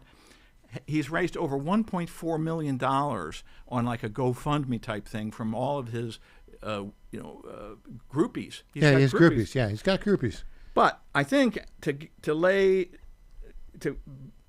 be fair-handed in assigning blame, the Supreme Court of the United States has some role in this frustration of applying the death penalty.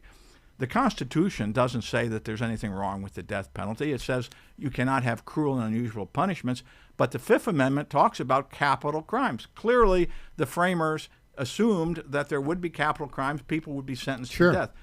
So in 1972, Furman v. Georgia, the Supreme Court overturned the death penalty because they found that it was being applied in an arbitrary and capricious manner. This is about the same era as Roe versus Wade. Yeah. Warren Burger was Chief Justice, but the Supreme Court was out of control. And then 4 years later, they changed their mind and said, okay, maybe it can be okay as long as you do it the way we want you to do it. And since then, they've been micromanaging this. They specify what types of crimes qualify. It used to be you could be sentenced to death for rape. Now it's only murder. It used to be that anybody who had the ability to commit a heinous crime could be punished accordingly. Now that if you're below a certain age, if you're below a certain IQ, you cannot be sentenced to death. That they micromanage how the statutes have to be drafted, how the trials are conducted, how the sentencing is conducted. And so you've created this body of law that is infinitely malleable. It's putty in the hands of liberal activist judges like this woman in New York. And when you give liberal judges discretion, they will use it. And so I think what she did was a disgrace. The fact that New York doesn't have the death penalty, that's unfortunate. The fact that you have judges up there making asinine decisions that this wasn't a terrorist act, that's asinine. But you also have to recognize the Supreme Court has really fallen short on administering and interpreting the Eighth Amendment. And it all goes back to 1958, Trop v. Dulles. They said that to determine what's a cruel and unusual punishment, you don't look at what was cruel and unusual at the time the Constitution was drafted and ratified, which would be the originalist way of looking at it. You use evolving standards of decency, which makes the whole thing completely subjective. I have a question for you. Sure. I'm going to make a phone call. I'm going to call up the president. And I'm going to say, the next time there's an opening for a federal district judge here in Tennessee, I want you to nominate Mark Pulliam. Would you accept such a nomination? I would, but it would be a mistake because my time on the bench is not going to be as great as somebody who got nominated when they're 40 or 50 years old. Yeah, but it will be good time. It will be good time. Well, and I think right now we need it. Well, and everybody says Clarence Thomas is wonderful because he's actually honest about the Constitution. Sam Alito is wonderful because he has common sense. We should expect every Supreme Court justice to be honest to the Constitution and have common sense. Would you like to be a federal district court judge? I've wanted to be one most of my legal career. Okay, so there we go. Yeah. That's the answer. It wouldn't be a mistake.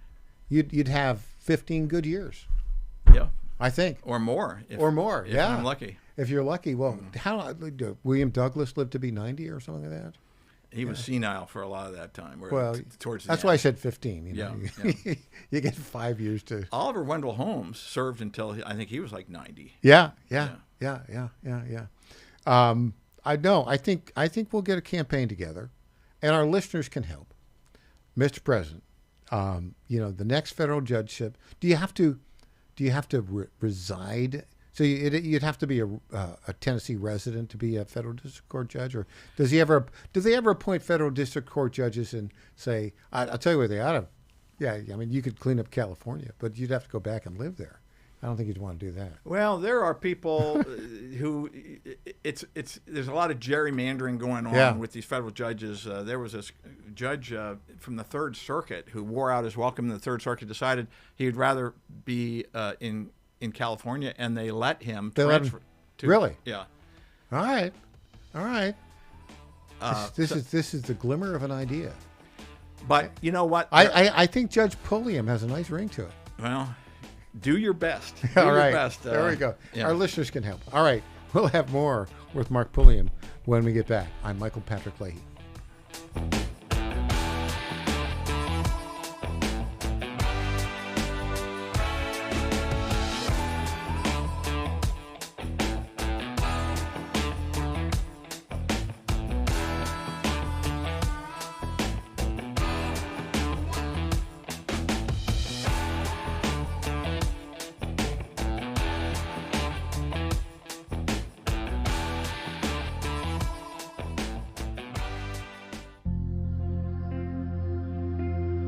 Ponder this. Most of us are familiar with social media influencers. You know, people that claim expertise on some probably irrelevant topic. Many hours are wasted following people online who do not add an ounce of value to our lives. There is only one influencer who matters, and you should be following him and his messages every day. He holds the keys to our peace. He shows us how to live lives of meaning. He is there to help us carry our daily crosses. He is Jesus Christ, and he is the influencer extraordinaire. Are you one of his followers? Or are you wasting time with useless information that will not bring peace and love to your life? Ask the Lord each day to provide you with spiritual influence that will change your life forever. I'm Susie Kelly, and I am passionately Catholic.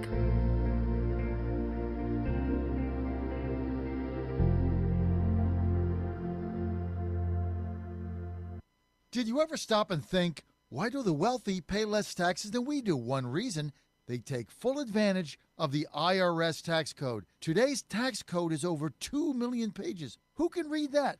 Remember the 2016 debate with Hillary Clinton? When asked why he doesn't pay more taxes, President Trump had the perfect answer. He said, if you don't like the current tax code, change it. I follow the very laws that you wrote.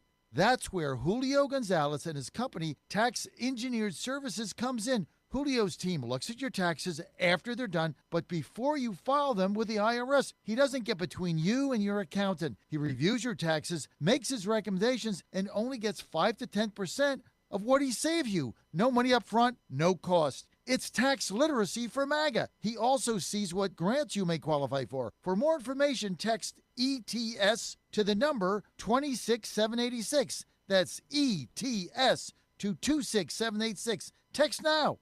When you're learning something new, experience matters. At Lifestyles Unlimited, we've spent over 30 years teaching people how real estate investing works and how to build income with a clear, step-by-step strategy. Our program is designed to help you learn what to do, why it works, and how to take action at your own pace. Join today for just $297, a 60% savings off the regular price. Text radio to 88007. That's RADIO to 88007. Presented by Lifestyles Unlimited. Do you think workers in Virginia should be forced to pay union dues and fees just to get or keep a job? For 80% of Virginians, the answer is no. That's why Virginia's right-to-work law is so popular. Unfortunately, special interest lobbyists in Richmond are seeking to repeal right-to-work in Virginia. With the General Assembly back, it is vital to tell your legislators and Governor Abigail Spanberger to oppose forced unionism and protect right-to-work in Virginia. Sign your petition today at virginiarighttowork.com. That's virginiarighttowork.com. The National Right to Work Committee paid for this ad.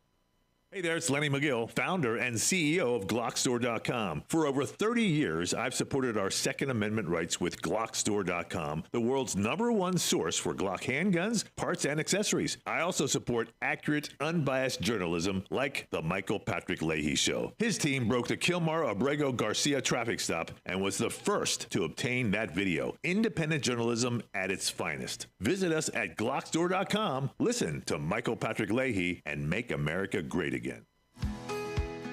This is State Senator Mark Pouty. Government is limited to what it is supposed to do. One of the things that is critical that we're supposed to be working on is transportation. Here in Middle Tennessee, our roads need more help. As your state senator, we are focused on getting more money reoccurring without a new tax increase for our roads here in Tennessee. This is State Senator Mark Pouty. Paid for by Campaign for Mark Pouty, Christina Hibden, Treasurer. Welcome back to the Michael Patrick Leahy Show. Now, here's Michael Patrick Leahy. Welcome back to the Michael Patrick Leahy Show. Well, we're going to talk about some more legal things here with our good friend Mark Pulliam, author of the Misrule of Law blog. Mark, the law schools and the legal profession has been veering left, ricocheting left, like a rocket for years. It's gotten really out of control. Kind of leading it is the American Bar Association. But things aren't going so well for them in a couple areas. Tell us about that. Well, so I'm a big fan of the state of Tennessee, where I've lived for the last 6 years. And we have excellent office holders in all the branches, and especially the Tennessee Supreme Court. So recently, the Tennessee Supreme Court, sent out a call for public comment concerning whether the American Bar Association should continue to play the exclusive role in accrediting law schools in Tennessee. The Tennessee Supreme Court is in charge of the judicial branch. The judicial branch is in charge of regulating the legal profession in each state. So that ultimately the decision of how these law schools should be accredited, run, regulated, etc., is up to the Tennessee Supreme Court. And so your listeners may not be aware, Tennessee has 6 law schools. Belmont, Lincoln Memorial, Nashville, University of Memphis, University of Tennessee, and Vanderbilt. 2 of the 6 are public. Well, hold it. Did you get the Nashville School of Law in there? Which one? Of the 6? Which one? The 6. Nashville. That was one of them. Nashville School of Law. Okay. Yeah, okay. So only Nashville, which is a night school which has been in operation for over 100 years, lacks ABA accreditation. The one which I'm attending. Well, I'm going to tonight. And the Tennessee Supreme Court has grandfathered Nashville because of its impressive history and record and track record of producing qualified graduates. Any other non-ABA law school graduates would not be permitted to take the Tennessee bar exam. So the ABA also has been granted exclusive control over accreditation for purposes of eligibility for federal student loans. That's through the Department of Education. That's a federal designation. So people may wonder, well, what's wrong with the ABA? That sounds like a legitimate, prestigious organization. Why shouldn't they be allowed to set these standards for law schools? Well, because they do a lousy job of it. And in the early days, there needed to be accreditation because otherwise you'd have every closed cover before striking institution would be, let's set up a law school, and then you'd have a bunch of unqualified and unethical people trying to become practicing lawyers. So they set standards for what kind of facility you have to have, what kind of library do you have to have, what kind of faculty and faculty to student ratio, what kind of curriculum should you have. Okay, those are the basic building blocks of accreditation. But we've gone way, way, way beyond that. The ABA has turned into an organization like the ACLU. It's extremely left-wing.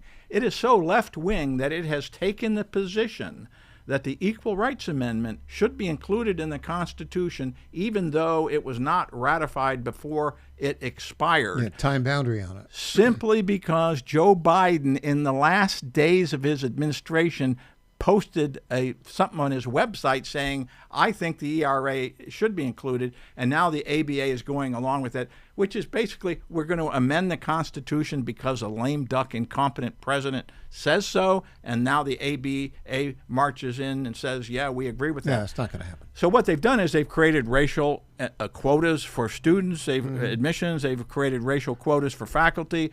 They have to have a curriculum that's full of DEI and social justice. And all of this has driven up the cost of legal education so that most people, when I attended law school, it cost tuition was less than $1,000 a year. I graduated with no student debt. Now, even at the University of Texas, in state, it's like $30,000 or $40,000. Out of state, it's more than that. Some schools, private schools, are upwards of $100,000 a year in tuition. Why? Because of all of these ridiculous requirements that the ABA has put in it, in addition to promoting left-wing propaganda. So you wonder, why is it that law schools have become so left-wing and so many law school graduates espouse these same radical left positions? It's because of the indoctrination that more or less the ABA requires law schools to engage in. So the Texas has already said, we're not going to give the ABA monopoly control over this anymore. We're going to make up our own mind, or we're going to find some other accrediting organization to handle this, to do it without this political bias. And the Tennessee Supreme Court is saying, we are thinking about doing the same thing, and we want to hear from you, the public. I submitted public comments. Any of your listeners who think that the ABA should be kicked out of the state of Tennessee when it comes to accrediting law schools should go to the website of the Tennessee Supreme Court, find the link, and let them know that you do not want this radical left-wing organization that's worse, in my estimation, than the ACLU having monopoly control over legal education in Tennessee. Hear, hear. I agree. And by the way, there's one law school where you don't get left-wing indoctrination. The great Nashville School of Law. With a venerable 100-year history. There you go. All right. Mark, thanks for joining us today. We'll see you a week from today. Actually, it will be after our 9th anniversary. We're going to be celebrating the 9th anniversary of the Tennessee Star on Thursday and Friday of this week. Back with Chris Berger after the break.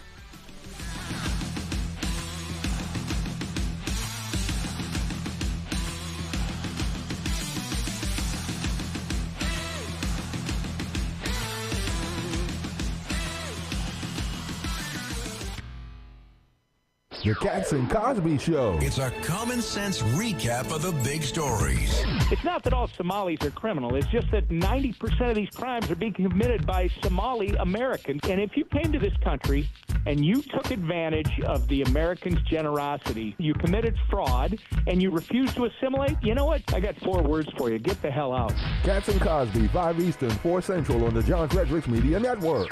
The book needs to be thrown at these people. Let's be real. Losing weight isn't just about looking good. It's about taking back control of your overall health. 42% of adults in America are classified as obese, and obesity is directly linked to severe health issues. If you've tried diets and different workouts with no success, it's not your fault. Big Food and Big Pharma have rigged the system against you with contradicting information, leaving you confused. But there's good news. The Wellness Company just launched Drop, a GLP-1 peptide oral drop formula developed by their chief medical board, specifically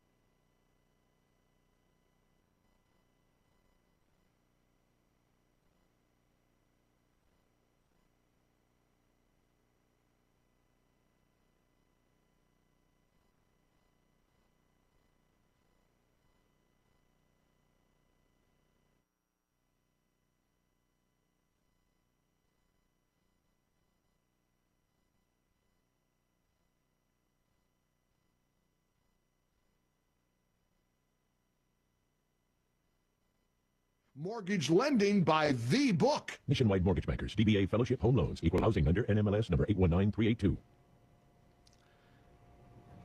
Here's Rich Thomason with the Midday Wall Street Business Report. Uncertainty over the next Fed chairman's approach to interest rates has stock markets here at home and abroad nervous, and that uneasiness is reflected in the numbers. Wall Street's benchmarks open lower this morning. Kevin Warsh's nomination does require Senate approval before he takes over as Federal Reserve Chief. The Fed boss has a big influence on the economy and markets worldwide by helping dictate where the U.S. Central Bank moves interest rates. The price of gold tumbled 1.9% in today's early going, while silver bounced back slightly, gaining 0.2. Both precious metals plunged Friday as their record-shattering runs ground to a halt. The financial markets are digesting the latest report on wholesale inflation. It came in a bit hotter last month than many economists had been expecting. I'm Rich Thomason. Breaking news and analysis at townhall.com. During the recent deep freeze, several people experiencing homelessness died outdoors in New York City, with hypothermia likely a big factor. Critics fault Mayor Zohran Mamdani's voluntary first outreach strategy, arguing it fails during extreme cold weather, especially for people with severe mental illness or addiction who refuse shelter. If you're a frequent flyer, you'll need to make sure your ID is real. Air travelers in the U.S. without a real ID or another acceptable form of identification are now subject to a new fee. The non-refundable $45 charge isn't a penalty or fine, but payment for non-compliant travelers to use the Transportation Security Administration's new alternate identity verification option called Confirm ID. The process can take up to 30 minutes and doesn't guarantee passengers will make their flight if their identity can't be verified. Ron Taylor reported. You'll find more on these stories at townhall.com. It's the Michael Patrick Leahy Show, broadcasting live from downtown Nashville. Now, here's Michael Patrick Leahy. And welcome back to the Michael Patrick Leahy Show. We welcome to our microphones right now, in studio, the one, the only Chris Berger with Rotunda Public Affairs. Chris, thanks so much for joining us here today. Thanks for having me, Mike. Glad to be here. You've worked in Tennessee politics for a long time. Worked with the Lee administration there for a while, right? 3 years. 3 years, yeah. And now out on your own, doing great work. Can you give us any guesses as to what Governor Bill Lee will talk about in his State of the State address tonight?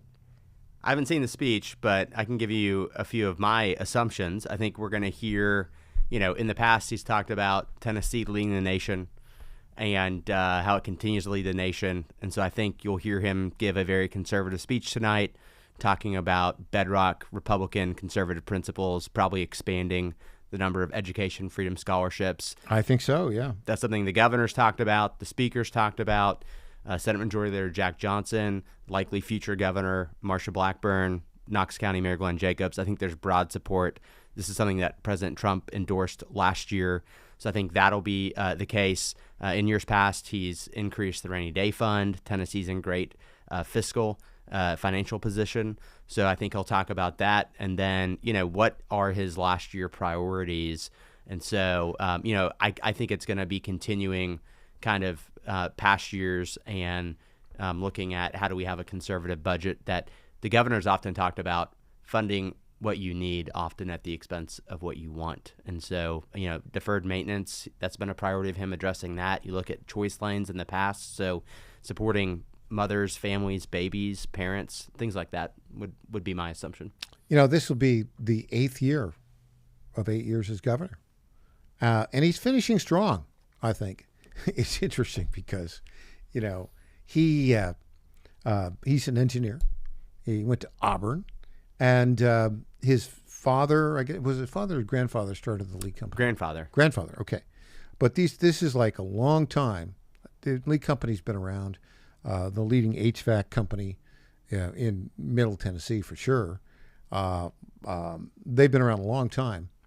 But he ran it quite well for, a decade or so. Yeah, he actually, he left after his first wife tragically died, and then he came back to take the company back over and during the financial crisis. And so he turned it around, and he grew it from a I believe, $25 million a year company up to a $250 million a year Yeah, business. it's a very successful company. And he also started a trade school. A lot of folks don't know that. So he was finding that a lot of folks weren't coming in with the skill set necessary. And so Bill Lee started his own trade school within Lee Company, and they trained, at the time, I met him, over 1,000 people in the trades. Has Bill Lee ever met with Mike Rowe, the dirty job guy? I don't know if he has, but well, they should. I've met Mike Rowe, and he's an amazing guy, and the work he's doing, talking about pathways to success for kids not going to four-year school, and there are great jobs in the trades where you can make six figures easily with zero college debt. Why would you? And also as a parent, like you think about this, we see all these people going to these Ivy League schools, learning, I don't know, gender studies and patriarchy, terribleness, and they get out. There's only one job they can get. Do you know what it is? Working as an anti-ICE protester. Do you see this? They're making like $80,000 a year, according to one report. That's the only job they can get. Well, right? I'll tell you this, and I think college is great for a lot of people. Obviously, different colleges have different strengths and weaknesses. My oldest nephew is, we love him. He's at the University of Alabama. I grew up in Auburn. You still love him even though I grew up an Auburn Alabama? fan, and I went to UVA. But, he's doing great. But college is great for him. And my other nephew has talked about wanting to potentially pursue a career in the trades. And I think they're both great. So don't you think we've got sort of a different way of doing things? In the modern world, I think the prestige of a college education from a Ivy League school or a high-end ACC school has diminished as people look at what these folks are doing, and they just are doing a lot of stupid things. I think we're going to see more in the line of what Bill Lee talked about. There are four things I think that we need to do. Number one, kids need to learn to read, write, and do arithmetic. Number two, agree. They need to have a civic understanding of their obligations as a citizen. Number three, they have to have the American can-do spirit and a work ethic. And number four, they have to learn to trade and not propaganda. You put all that together, and I'm thinking, a lot of these four-year colleges are not looking very attractive these days. Well, I would say this, Mike. So, again, college is great for a lot of people, but if you're going to a school and taking out $200,000 to $400,000 in student loans, what's your long-term earning potential to then pay that back? And so what career path are you choosing? Tennessee, we've got a lot of different initiatives where you can go to a community college for free. Yeah. Or you can go for 2 years and then transfer into which is a smart way to go four-year. now, by the way. If you're a listener right now, go to a community college. But also come without debt. The proof's in the demand. I heard that there were 60,000 applicants to the University of Tennessee, Knoxville. Mm-hmm. And I have a friend who has a kid in a neighboring state, and he's on the wait list for UT. And so I do think, not all schools are created equally. And, people are voting with their feet. More and more, the SEC schools are getting more and more popular because that the chances that you're going to get overwhelmed by propaganda, left-wing are less in an SEC school. Now, there's still some of it there, obviously, in UT, but it's not Cornell, Harvard, Yale, Penn, Columbia, toxic nihilism as Mark Pulliam described. I want to say another thing about Governor Lee, because we kind of mixed it up a little bit early on in his administration over the gas tax issue. But I think he's coming on real strong. I can tell you, we played a couple clips earlier today. We compared and contrasted Freddie O'Connell trying to pretend that he's out there working with the crews, right? And he was, barely carrying a log from here to there just for the cameras. Not genuine. But then here comes Governor Lee with a chainsaw. That guy knows how to handle a chainsaw. He does. Well, I've been on the farm a couple times too, and when we ran for governor, I worked on his first campaign back in 2018. Actually met him originally at a Bible study and then did some work around tort reform, and so I've known him for a long time. Yeah. He's authentic and he's comfortable in his own skin, whether it's a suit in a boardroom, jeans and a button down on the farm, in church with folks. And so if you recall, businessman, farmer, man of faith, but there was the ad of him on the farm. Even if you go back and look at the videos, all the candidates submitted to the Farm Bureau. Yeah. But one other thing, there was an ad we ran where, and Fred Davis did it. He was amazing, but there's a welder, and then at the end, the helmet flips up, and it's the governor himself. Yeah, and so, he can weld too. He's a practitioner. He knows how to do it. What does he? So he's going to finish strong. It's going to be a good year, I think. He's the most conservative governor in my lifetime in Tennessee. What's he do? Like January 7th, 2027. What's he going to do?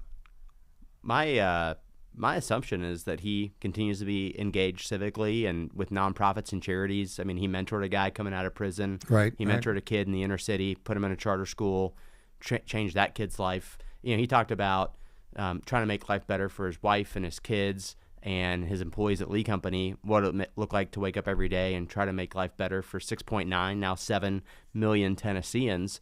So I think he'll still be engaged, but, I don't see him having other political aspirations. Now, I've not talked to him about it, so I'll let him speak for himself. But he will. I think he's going to enjoy his life on the farm what I think he's going to do. I think he might be tired of all the yiping that he gets every now and then.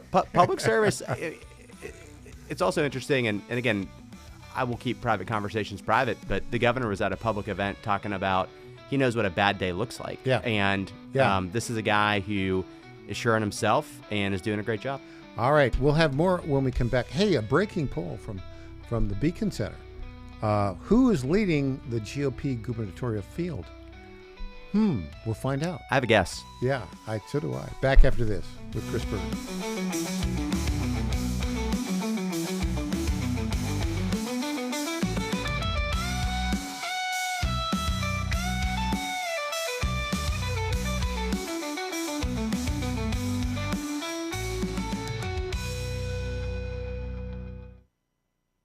Hi, folks. John Fredericks here for Freedom Alliance. Veterans are still struggling with the wounds of war. They came home with injuries that changed them forever. The flag-burning troublemakers in our streets remind me how fortunate we are to have patriots who served and fought, sacrificed, and never complained. We need to support them through organizations like the Freedom Alliance. It's Military Appreciation Month and time to support those who serve. Freedom Alliance is caring for combat veterans and military families. Combat veterans fought in the worst, most dangerous places on earth. Freedom Alliance takes them to nature's most relaxing locations so they can heal. Freedom Alliance gives injured troops mortgage-free homes, new cars, and all-terrain wheelchairs. For wounded vets, there's nothing like the stability of your own home, the reinsurance of a reliable vehicle, or the independence of a wheelchair that navigates snow, ice, beach, pasture, or most any terrain. Let's fight for those who fought for us. Go to freedomalliance.org/Godzilla and make a monthly gift that will improve the life of a military hero. That's freedomalliance.org/Godzilla. Make a contribution today. If you're like me, most moms find it difficult to prioritize self-care. Hi, it's Colleen, Program Director at the John Fredericks Media Network. With the demands of programming 13 radio stations, it's easy to forget about the things I should do for myself daily. And that's why I started with our company's Women's Challenge with Native Path Collagen Peptides. It's affordable and convenient care in just 1 scoop a day. There are so many incredible health benefits like bone and joint support, metabolism booster, and hair, skin, and nail improvement. I like to take a moment each day to prioritize myself and indulge in the health-boosting benefits of Native Path Collagen Peptides.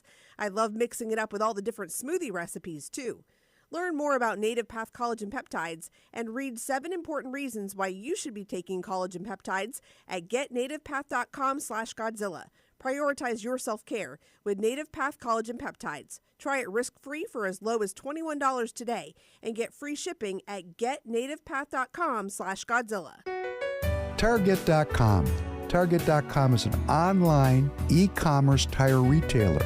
We are here to serve the American public with the best possible customer service, the best pricing, and we make it extremely easy. We have many name brands and a lot of low-cost tires. The price is right, and it's easy. You go online to Target.com, Tireget.com, Target.com. You go there, you put your zip code in, all the inventory displays right in front of you. You can call in for help if you want to. We'll help you get the tire that you need. but we will take the tires you buy and at no extra charge deliver them to the dealer right by your house, where they will be installed at the market price. It's easy.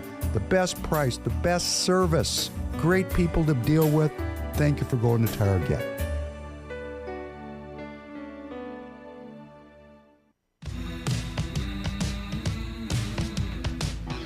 Welcome back to the Michael Patrick Leahy Show. Now, here's Michael Patrick Leahy. Our guest in studio, Chris Burker with Rotunda Public Affairs, previously with the Bill Lee administration here in Tennessee. Well, you know the Beacon Center. Good friends. Of course. The free market guys here in Tennessee. Been around. I think Drew Johnson founded them, 20, 25 years ago, a long time ago. Drew, by the way, is running for treasurer of the state of Nevada now. Oh, yeah. Yeah. I'm not sure I knew that, but I remember when he first founded it, and now run by Justin Owen and Scott Gilmore's over there, and they're doing great work. They put a poll out, and it's got a lot of really interesting stuff in it. But let's talk about the GOP gubernatorial primary. And as you know, Marsha Blackburn, our senator, has decided that she wants to run for governor. In addition, we've got two other candidates. Monty Fritz, who's a state representative from up in East Tennessee, and he's kind of how shall I say this? He's a nice fellow, but he's very strident in his sort of anti-government approach. I guess it's a fair way. We've had him on, nice guy. And then John Rose is running for governor. John has served, I think, 6 years. How long is he? Well, actually, I think he first ran when the governor ran the in first 2018? time. So it would be 8 years. 8 years. Okay, he's wrapping up his fourth term in the House. He won easily, actually. He beat Bob Corlo the first time around. Bob is a friend of mine, and he was a judge in Rutherford County for a long time. But John's voting record has been pretty strong. But nobody knows who he is. And so that seat, the 6th district, is up. There's a number of people competing for the 6th district. We'll get into that in a bit. But the polls come out. Let me go through the numbers. I have a guess, but I've not seen it. So let's hear it from you, and I can respond. I think if you were to guess, this is what you would guess. This was a poll taking of 1,200 registered voters in Tennessee between January 11th and 18th. So just 7 days, so a little bit longer than most. You'd like to have a poll, a snapshot in time. Things don't move. For this poll, though, I think, because the primary is not until August, I think a 7-day period, probably pretty good guess. It's got basically about a 2.7% margin of error. They polled, I think, like 700 likely Republican voters in the primary. If the election were to be held today, for whom would you vote? In third place, having spent, I don't know, a couple $1 million so far, John Rose. Wow. With 7%. I would have guessed he'd be in second. In second place, having spent $1.80 and some chewing gum, State Representative Monty Fritz with 8%. How about that? And then and Marcia has. I've got this wrong. I'm sorry. Your guess was right. Let me go. The poll showed that Marcia had 56%, John Rose had 9%, and Monty Fritz had 7%. Okay, but still, that's a pretty huge margin, wouldn't you say? Agreed. I think it's Marcia's to lose. I also think this is not 8 years ago where it was pretty much an open race with a lot of people spending a lot of money. Whatever you think of her, and I'm a big fan of Senator Blackburn's. Also, Congressman Rose is a nice guy. He's done a good job in Congress. I think that he's done a good job in Congress. But just kind of voting on stuff, right? I interned for Marcia back in college. I didn't know that. Marcia helped get me on Fred Thompson's presidential campaign. Did you work on Fred's? I did. I didn't know that. I always say the ever short-lived. Really more 2007 than 2008. But, Marcia is the most conservative elected official in Tennessee. Yes, she really is. Yeah. I'm a huge fan of Governor Lee's. I think she'll be even more conservative. I think you're right. Yeah. Here's the deal. If you live in Tennessee and you are a voter, you have an opinion of Marsha Blackburn, whatever that opinion is. And so I don't see her numbers changing much, if at all. She's been a statewide figure for a long time. Well, she helped lead the fight against the state income tax.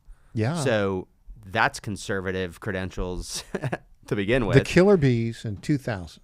And then she was Marsha Blackburn, Diane Black, May Beavers. Yeah. Stopped. And Tim Burchett. You could add him. Who also has endorsed Senator Blackburn for her gubernatorial race. And then she's been a great member in the U.S. House and now in the U.S. Senate. She's won convincingly against a very popular, moderate former Democrat governor, Phil Bredesen. She destroyed Gloria Johnson in the last U.S. Senate race. And I fully expect her to speed across the finish line in both the primary and the general election and be our next governor. Yeah, exactly. Exactly. And so there we go. It's a stunning advantage for Marsha Blackburn. Why is John Rose running? I don't know. You know, I've seen him talk a couple times, kind of leading up to announcing. I don't think I've seen him since he's officially announced. But you know, you'd have to talk to him. Obviously, I think he's former ag commissioner and tech executive, farmer. But I think Marsha's going to win. Full disclosure, I'm supporting her for governor. So, want to state that up front. Sure. But, you'd have to have John on the radio program. I know Senator Blackburn came on the other week. She and comes did on all did the a great time. job. So, but I'm not sure what his plan. I can tell you what Marsha Blackburn's running on. And I think it's expanding school choice, conservative, principles, first principles. I've heard her talk about she's worked with the Trump administration and being in Congress to return power and money back to the states, and now coming back to implement that. And, she's a Tennessean first and foremost. A former governor, George Allen in Virginia, said the greatest job is governor. Oh, and there's so, no question. I think it is. You're an executive. You're George one of Allen one. had been a senator and a governor. Correct. Of course, Virginia. Now, you went to the University of Virginia, but there's so many things that they have wrong in Virginia these days, particularly, and start with their Constitution, which says the governor cannot serve consecutive terms. Correct. Which leads to the whiplash ping pong of Youngkin for 4 years, the Republican, followed by Spanberger, who immediately destroys everything he accomplished with, executive orders on day one. One, I think it's interesting. You're correct. Virginia, it's also an off-year election. Oh, yeah. It's every 4 years. You can't succeed yourself. You can run in separate terms. Non-consecutive. Terry McAuliffe tried to do it and lost to, I think it was Youngkin. Yeah. If I remember correctly. Yeah. But I had a tweet the other week or post on X where they were going over everything the Democrats in Virginia have proposed over the first 48 hours. Mm-hmm. And if it looks like it can breathe, talk, walk, be productive, they want to tax it. And so I said, if you live in Virginia, I'd be looking at a way to move to Tennessee, Florida, or Texas. Of course you would. And I know several people who are very successful in Virginia who are looking at Tennessee and either looking at Nashville area or Knoxville area. If you lived in, they're going to come here. There's Bristol is a city that has half the city in Virginia, half the city in Tennessee. If you live in Bristol, Virginia, they're going to sell their house in Virginia and move to Tennessee, I think. Hey, let's do a little cleanup on L3 here. The poll. Okay, so I've got the details on it, right? I've got the crosstabs. The poll, remember, it was likely Republican primary voters, which actually includes Republicans and independents. And so among a sample size of 559, 463 Republicans, 85 independents, and 12 Democrats. That's the old, crossover that people hate. Among that this is fascinating. Among that crowd of likely voters, Marsha has 56% of the vote, John Rose 9%, Monty Fritz 7%. But among Republicans voting in the Republican primary, Marsha has 57%, John Rose has 7%, Monty Fritz has 8%. Guess who the 12 Democrats would vote for?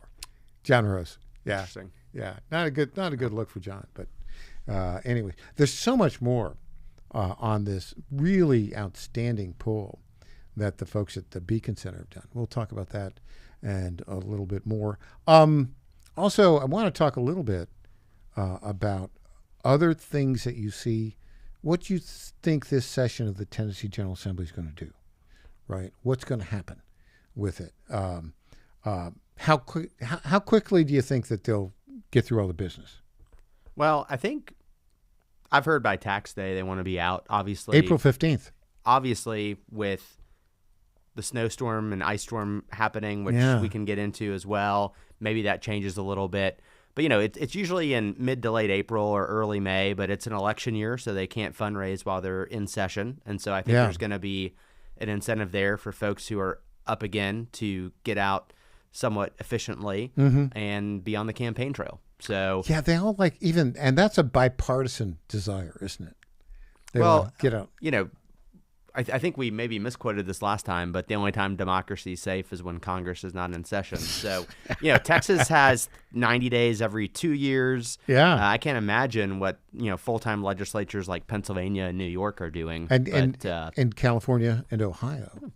Part of the problem with Ohio not really being as conservative as it should be, they have a full-time state legislature, and they make like 100 and some odd a year.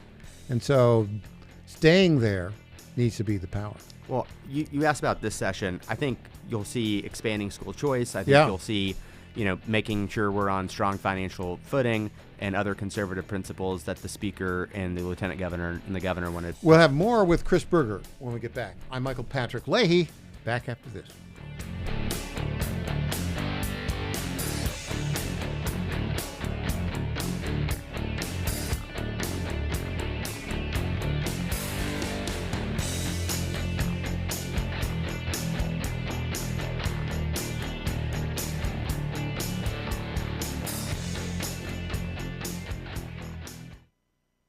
Everyone, EJ Host here, founder of the Digital Footprint Management Agency and frequent guest on the Michael Patrick Leahy Show, here to tell you about GetFoundEverywhere.com. Customers are searching for your business everywhere: Google, Apple Maps, TikTok, and new AI platforms like ChatGPT and Gemini, which is a total disruptor. Traditional search engine optimization isn't dead, but it is on life support. Old tactics don't work anymore. So how can you make your business stand out? GetFoundEverywhere.com makes your business pop on over 50 search, map, review, and AI-driven platforms. With one easy dashboard, manage business profiles, social media accounts, direct messages, even texts and reviews. GetFoundEverywhere.com is affordable, boosts your visibility, and gets your business more customers. It's time to step up your game the easy way. Save time, save money, and get more customers with GetFoundEverywhere.com. This is State Senator Mark Pody. Government is limited to what it is supposed to do. One of the things that is critical that we're supposed to be working on is transportation. Here in Middle Tennessee, our roads need more help. As your state senator, we are focused on getting more money reoccurring without a new tax increase for our roads here in Tennessee. This is State Senator Mark Pody.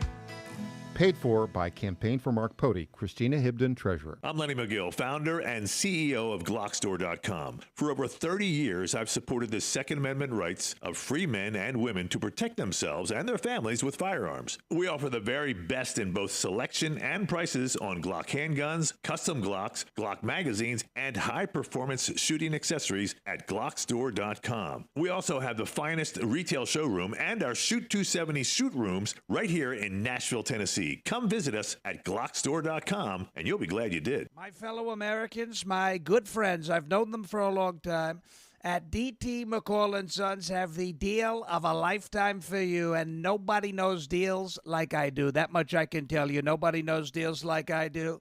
The lumber yards, they can hit you with hidden charges for up to $200 extra. They'll charge you for cords and hoses and haul-offs. Your money goes all over the place and out of the state, and most importantly, out of your pockets. How do they get away with that? I don't know how they do that, but on day one, if you buy from McCall's, we are going to stop the hidden charges as soon as you buy it. DT McCall & Sons has locations in Lebanon, Carthage, Lafayette, Cookeville, and Franklin, and they have been family-owned in Middle Tennessee for over 100 years. Head to one of their stores today or check them out at dtmccalls.com. You're going to love it. Believe me. Impersonator not endorsed by Donald Trump. Welcome back to the Michael Patrick Leahy Show. Now, here's Michael Patrick Leahy. Welcome back to the Michael Patrick Leahy Show. Chris Berger here in studio. Chris, you've lived here in Middle Tennessee for a long time. Have you ever seen such a display of woke incompetence as has been delivered, not actually fully delivered, by the National Electric Service? Well, it's interesting. I'm comparing this to Florida and hurricanes and the great work Governor DeSantis there has done. Obviously, municipalities run their own area. I think on the NES board, it's fully appointed by the mayor, even though it serves more than just Davidson County. Yeah, they're like 470,000 customers. About 20% of them, almost like 100,000, are in the cities surrounding counties, 6 counties, Rutherford, Williamson. Some people in Brentwood get it. Some people in Laverne are handled by NES. The mayor of Laverne said, what on earth are we doing being run by the Nashville Metro Council controlled, Nashville mayor controlled NES? Well, I think you also compare it to Middle Tennessee Electric, which I think has done a fantastic job. Beyond fantastic. And they're about the similar service area. So I honestly do expect, and I think we've seen some comments, Senator Blackburn's weighed in. I think some legislators are weighing in that I expect maybe some changes legislatively to look at the makeup of the NES board. So it's more reflective of the larger area, maybe similar to what they've done with the airport or attempting to do. Well, it's interesting that you bring that up. So tell our listeners what they attempted to do with the airport and how the courts ruled on that. Is there still one more ruling, or is it? I think there is still one. I think so far it's not gone the way of Tennessee General Assembly. Correct, but I do think the Tennessee Supreme Court has one opportunity to weigh in, and I expect that they will uphold the law. So if you look at it, what they did with the airport board, I don't know the exact specifics, but I think it was all appointed by the mayor and Davidson County centric. Obviously, the airport serves more than just the county of Davidson County. I know folks from all over Middle Tennessee, and so they want it to be more receptive to the overall needs of the community of not just Davidson County. So they redid the board and how they're appointed. It's gone through legal challenges, and the Tennessee Supreme Court, I believe, is still yet to rule. I would assume and expect the legislature to do something similar with the NES board. And, it's interesting. You've got, a Metro Council that is concerned with not allowing Morgan Wallen to have a sign in front of his bar because they don't like him. Could you imagine if Barack Obama wanted to open up a restaurant or something and put a sign out there? I think, it's a free speech violation. Obviously, they eventually approved it, but they're pursuing all kind of priorities or not trimming trees properly. And look, trees are great. I love them. But when you're doing HR trainings that are kind of pretty biased, and you're cutting a tree budget by $7 million, and then you have what looks like utter incompetence, and still over 100,000 people without power. My girlfriend by Vanderbilt's one of them, and is she still out of power? Oh, still out of power. I think this weekend we were doing some shopping, and a text came through with the calendar. Oh, the texts are all filled with misinformation. And I think it said February 5th. Ooh. Is when her power will be back. So we were actually over there yesterday getting some items, and it was 37 degrees inside of her house. It's a little brisk. Little brisk. Yeah, and then you've got all the related problems, like will you have water problems, will your water pipes burst, all that sort of stuff. It's just a debacle, and the governance is weird. The National Electric Service is a municipal electric utility, basically governed by Metro Nashville. They have 5 board members. They're all appointed by the mayor. The 2 of the current members have been appointed by Freddie O'Connell. The other 3, I think, were appointed by Mayor Cooper. But the board, nobody on the board has any electric utility knowledge. The chairman of the board is the wife of former Mayor Carl Dean. And she's an attorney. She doesn't have any utility experience. I think it helps to have real world experience in the issue set of which you're dealing with. And if you recall, David Fox, when he ran for mayor 10-ish years ago, he talked about infrastructure. He talked about sewer pipes and upgrading things like that and keeping the Nashville way and not becoming Atlanta.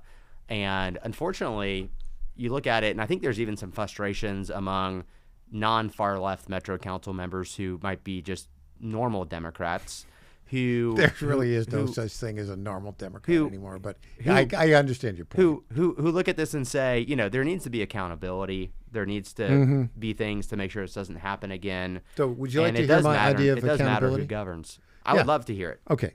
So the mayor, let's get the power all restored. If it's the 8th or the 11th and it's like 15, 16 days, however long. It's a complete debacle. I mean, now they've brought in another 500 linemen. Oh, didn't know this thing was coming. They knew this thing was coming.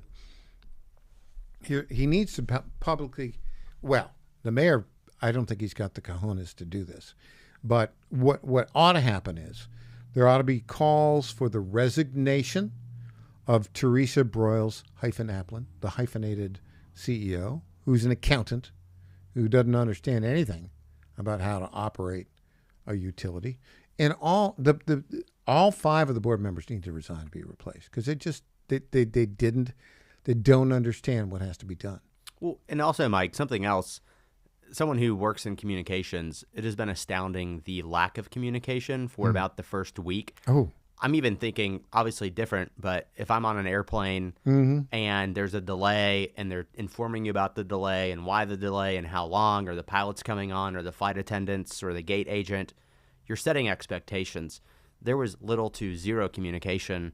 And, for people or communication, my girlfriend got a text, your power's back on, went home. It wasn't on. Yeah. And so, they've done a really bad job to date of communicating expectations and timelines. Finally, these calendars are going out, but even those have been revised. And so, it's, I'm someone that lives in Davidson County. I will say, looking very strongly at Williamson County. We've talked about that. Maybe in a near show, we'll make a official announcement, but as someone whose taxes have gone up twice in about 4 years, city services aren't nearly as good, crime appears to be going up, all these things, there is going to be people who look at this and say, I'm paying higher taxes in Williamson County, I'm getting less services, we have a council that doesn't reflect my values, and so why would I stay here when I can go to Williamson County or another county that's going to have lower taxes and better services and be more responsive?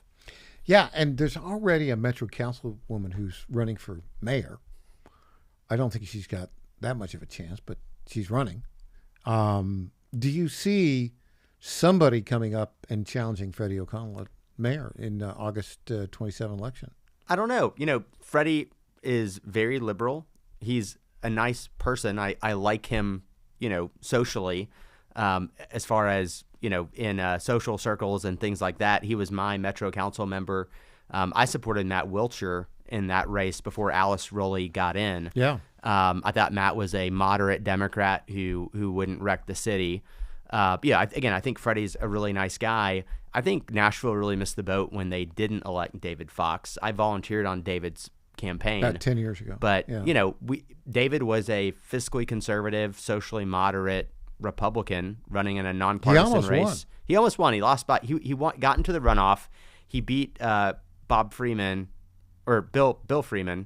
in a I think 8-way race to make the runoff, and then he lost to Megan Barry by about 10 points. And we all know how the Megan Barry fiasco went. That went so well. And then David Briley came in, and then John Cooper. John Cooper notoriously kind of alienated every base that supported him. Right. He was for school choice, but then he wasn't. He wasn't going to raise your taxes, then he did. He wasn't going to mess with the soccer stadium, then he did. He kind of did everything he said he wouldn't do. Yeah, but isn't the problem that the electorate in Davidson County is filled with purple-haired crazies? I mean, isn't that the problem? I think the tail's wagging the dog, so to speak. Oh, you think so? Well, you think there's hope? Well, so it's interesting. When I, after COVID, I had some neighbors move in from Chicago. And let's just say I didn't think that they were Republicans or conservatives. And after talking to them, we were on a rooftop talking over the wall, and they found out what I did. And then they said, oh, wait, like Governor Bill Lee, we love him. He's why we moved here. We moved here for freedom. We moved here for personal responsibility. They were tired of the pharmacy in their building in Chicago getting looted every other night. Yeah. And so, the Republican base, I think, is actually expanding because if you look at it, you have social conservatives, you have fiscal conservatives, you have individual liberty conservatives, and that's really a wide tent. I think Elon Musk had retweeted something where it was like, conservative versus liberal, and they're here. And I think like the left wing is now running the party. And so you've got the Rashida Tlaibs, the AOCs, you have, the Tim Waltzes of the world, really running the party, and that is not a good thing for the Democrats. And so, you look at John Fetterman, he's probably the most sane Democrat out there, and I've actually really admired how him and Senator McCormick have worked together to support Pennsylvania. Yeah. And so, you need more Democrats like that. And instead, I think Metro Council, which again should be hopefully being cut in over half. I think that court will, case is going to hold up. Yeah, I think the Supreme Court will rule that it decides 20, and I think you will see the possibility of somebody who's not totally insane getting elected will increase. Yeah, but also that's not much of a victory for mayor of Nashville. Yeah, you look at Phil Bredesen, you look at Carl Dean. We had somewhat moderate, business-minded Democrats who I think weren't super political and put the needs of the city first. And really, I like people who've run businesses. I like people who've signed the front of paychecks, not just the back. And so, we really do need a business-minded person who's going to come in and run the city efficiently. The question is there someone out there who's independently wealthy who wants to spend that kind of money to run? And wants the aggravation It's a hard city to get elected in if you're anything right of center. Yeah, it really is. It really is. But I think, it'd be interesting to see. You see how Afton Bain is like criticizing the mayor and NES? Well, it's interesting too. I saw her video. Yeah, it's like, but I'm like, this is a mess of y'all's own making. Right. And so it kind of fell on flat ears for me, and there were some interesting replies on her X channel. I guess now that she's back on X, but I'm not quite sure what to make of her video. So the mayor of Sumner County and the mayor of Brentwood have called for accountability. Parts of Sumner County and parts of Brentwood get electric utility power from NES. By the way, Nelson Andrews, great mayor, doing a great job in Brentwood. Yeah. Okay, so they all want to have an independent review. Look, you don't need the review. She's not right for the job. She didn't cut the trees. Well, and I think, you've seen this time and time again. Authority actually starts with the states ceding power to both the federal government and the local government. Mm-hmm. And I think you'll see, the current governor, perhaps a future Governor Blackburn, the Speaker of the House, and several others in the legislature. I saw Senator Blackburn sent a letter. Yeah. I've seen Lee Reeves, Jake McCallum, and others weighing in on social media. And I think you can see them say, hey, we're going to have some authority here to redo the board. I think that's going to happen. Got to redo the board. All right. When we come back, guess what, Chris? Potpourri. News potpourri. Back after this.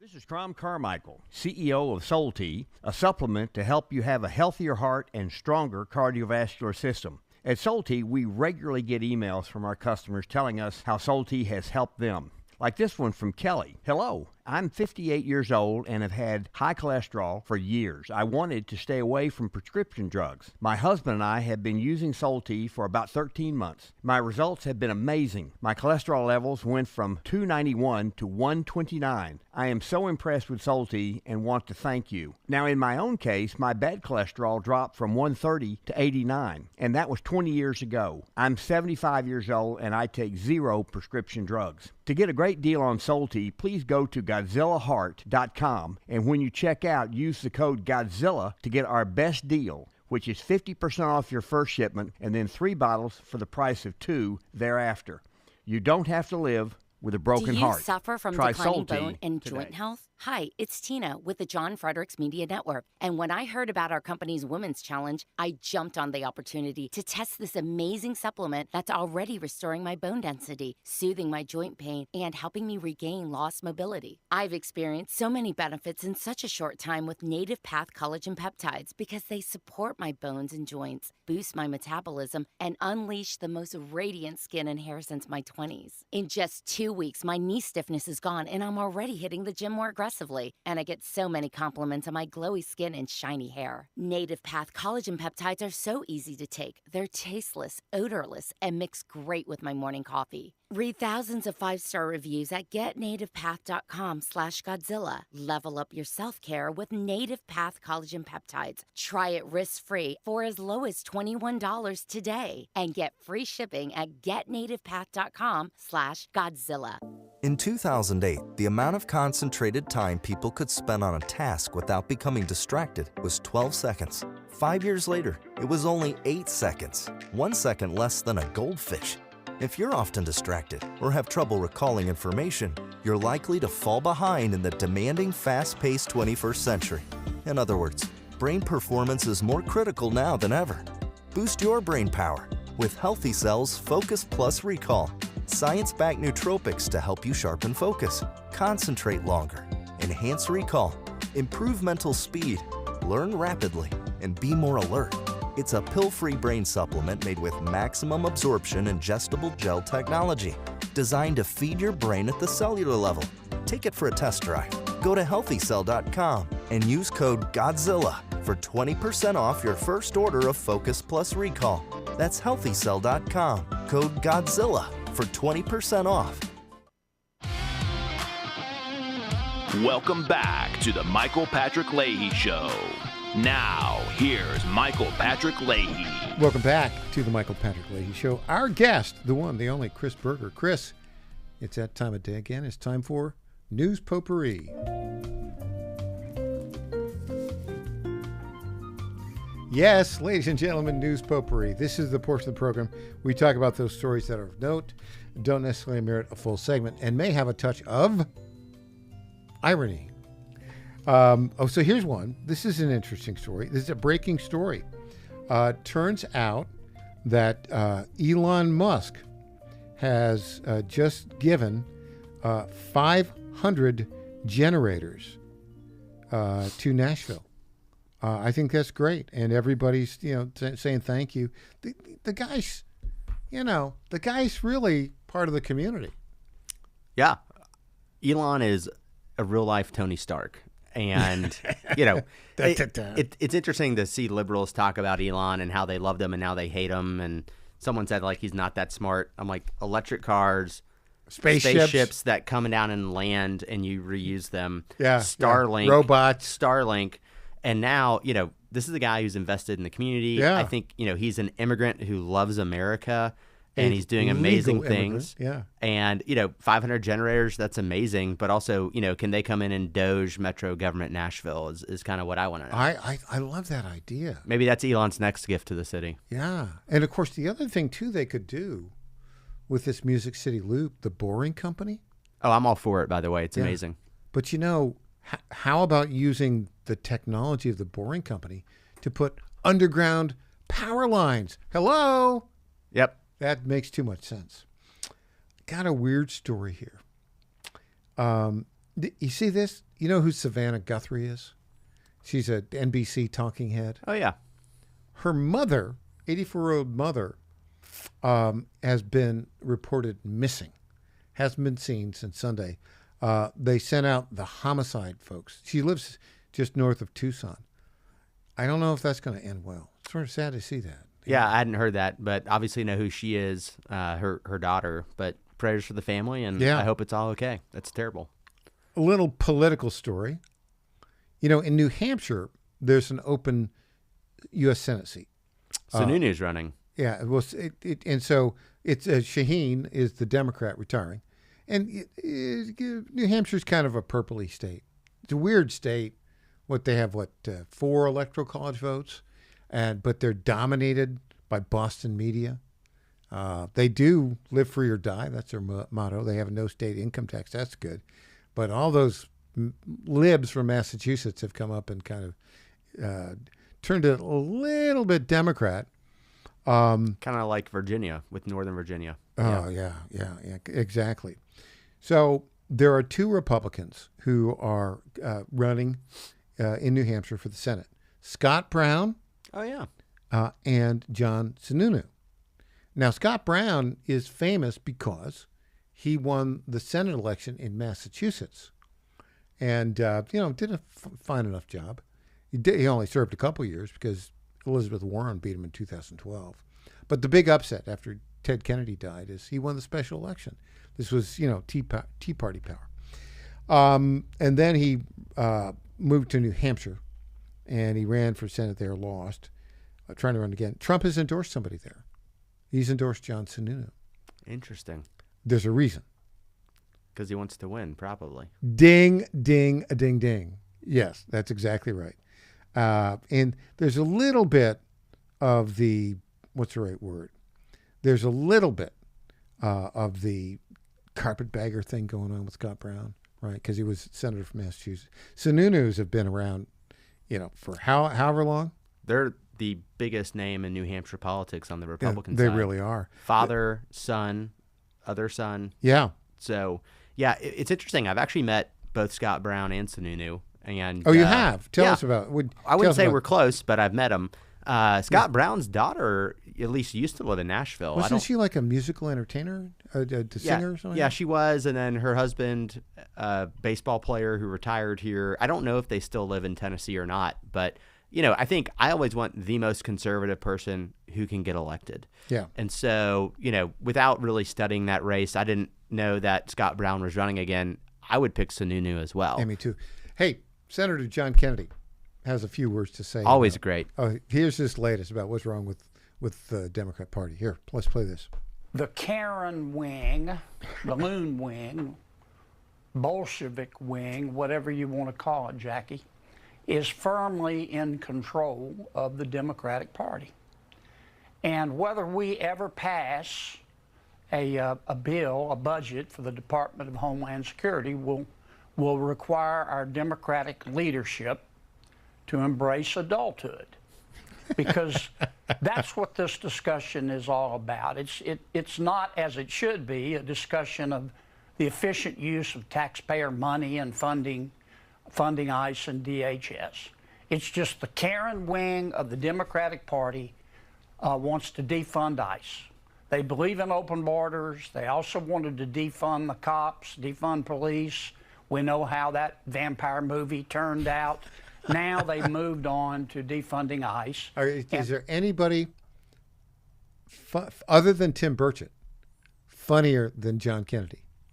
Oh, he's hilarious. Isn't he good? And what I would say, too, I think everyone's seen these videos of Bill Clinton, Hillary Clinton, Barack Obama, you name them, up until about, Trump got elected, talking about having the exact same immigration and legal policy as the Trump administration, and now they've abandoned it. And so I really do think it is the far extreme left that is basically running the party today for the Democrats, and I do think that's a big problem, because I think freedom-loving Americans, law-abiding Americans understand the rule of law. Mm-hmm. And look, we are a nation of immigrants, but also of legal immigrants, and it is unfathomable to basically be a defund the police, law enforcement, and he's usually spot on.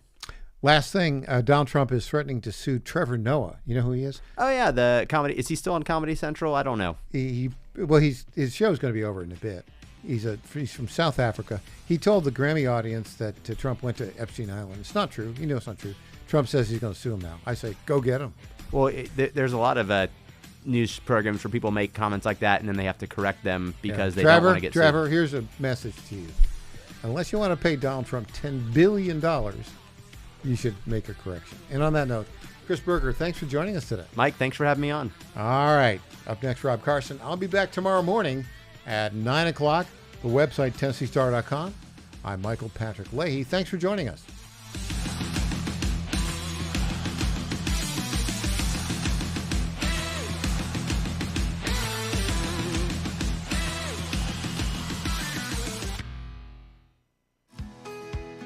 This is State Senator Mark Pody. Government is limited to what it is supposed to do. One of the things that is critical that we're supposed to be working on is transportation. Here in Middle Tennessee, our roads need more help. As your state senator, we are focused on getting more money reoccurring without a new tax increase for our roads here in Tennessee. This is State Senator Mark Pody.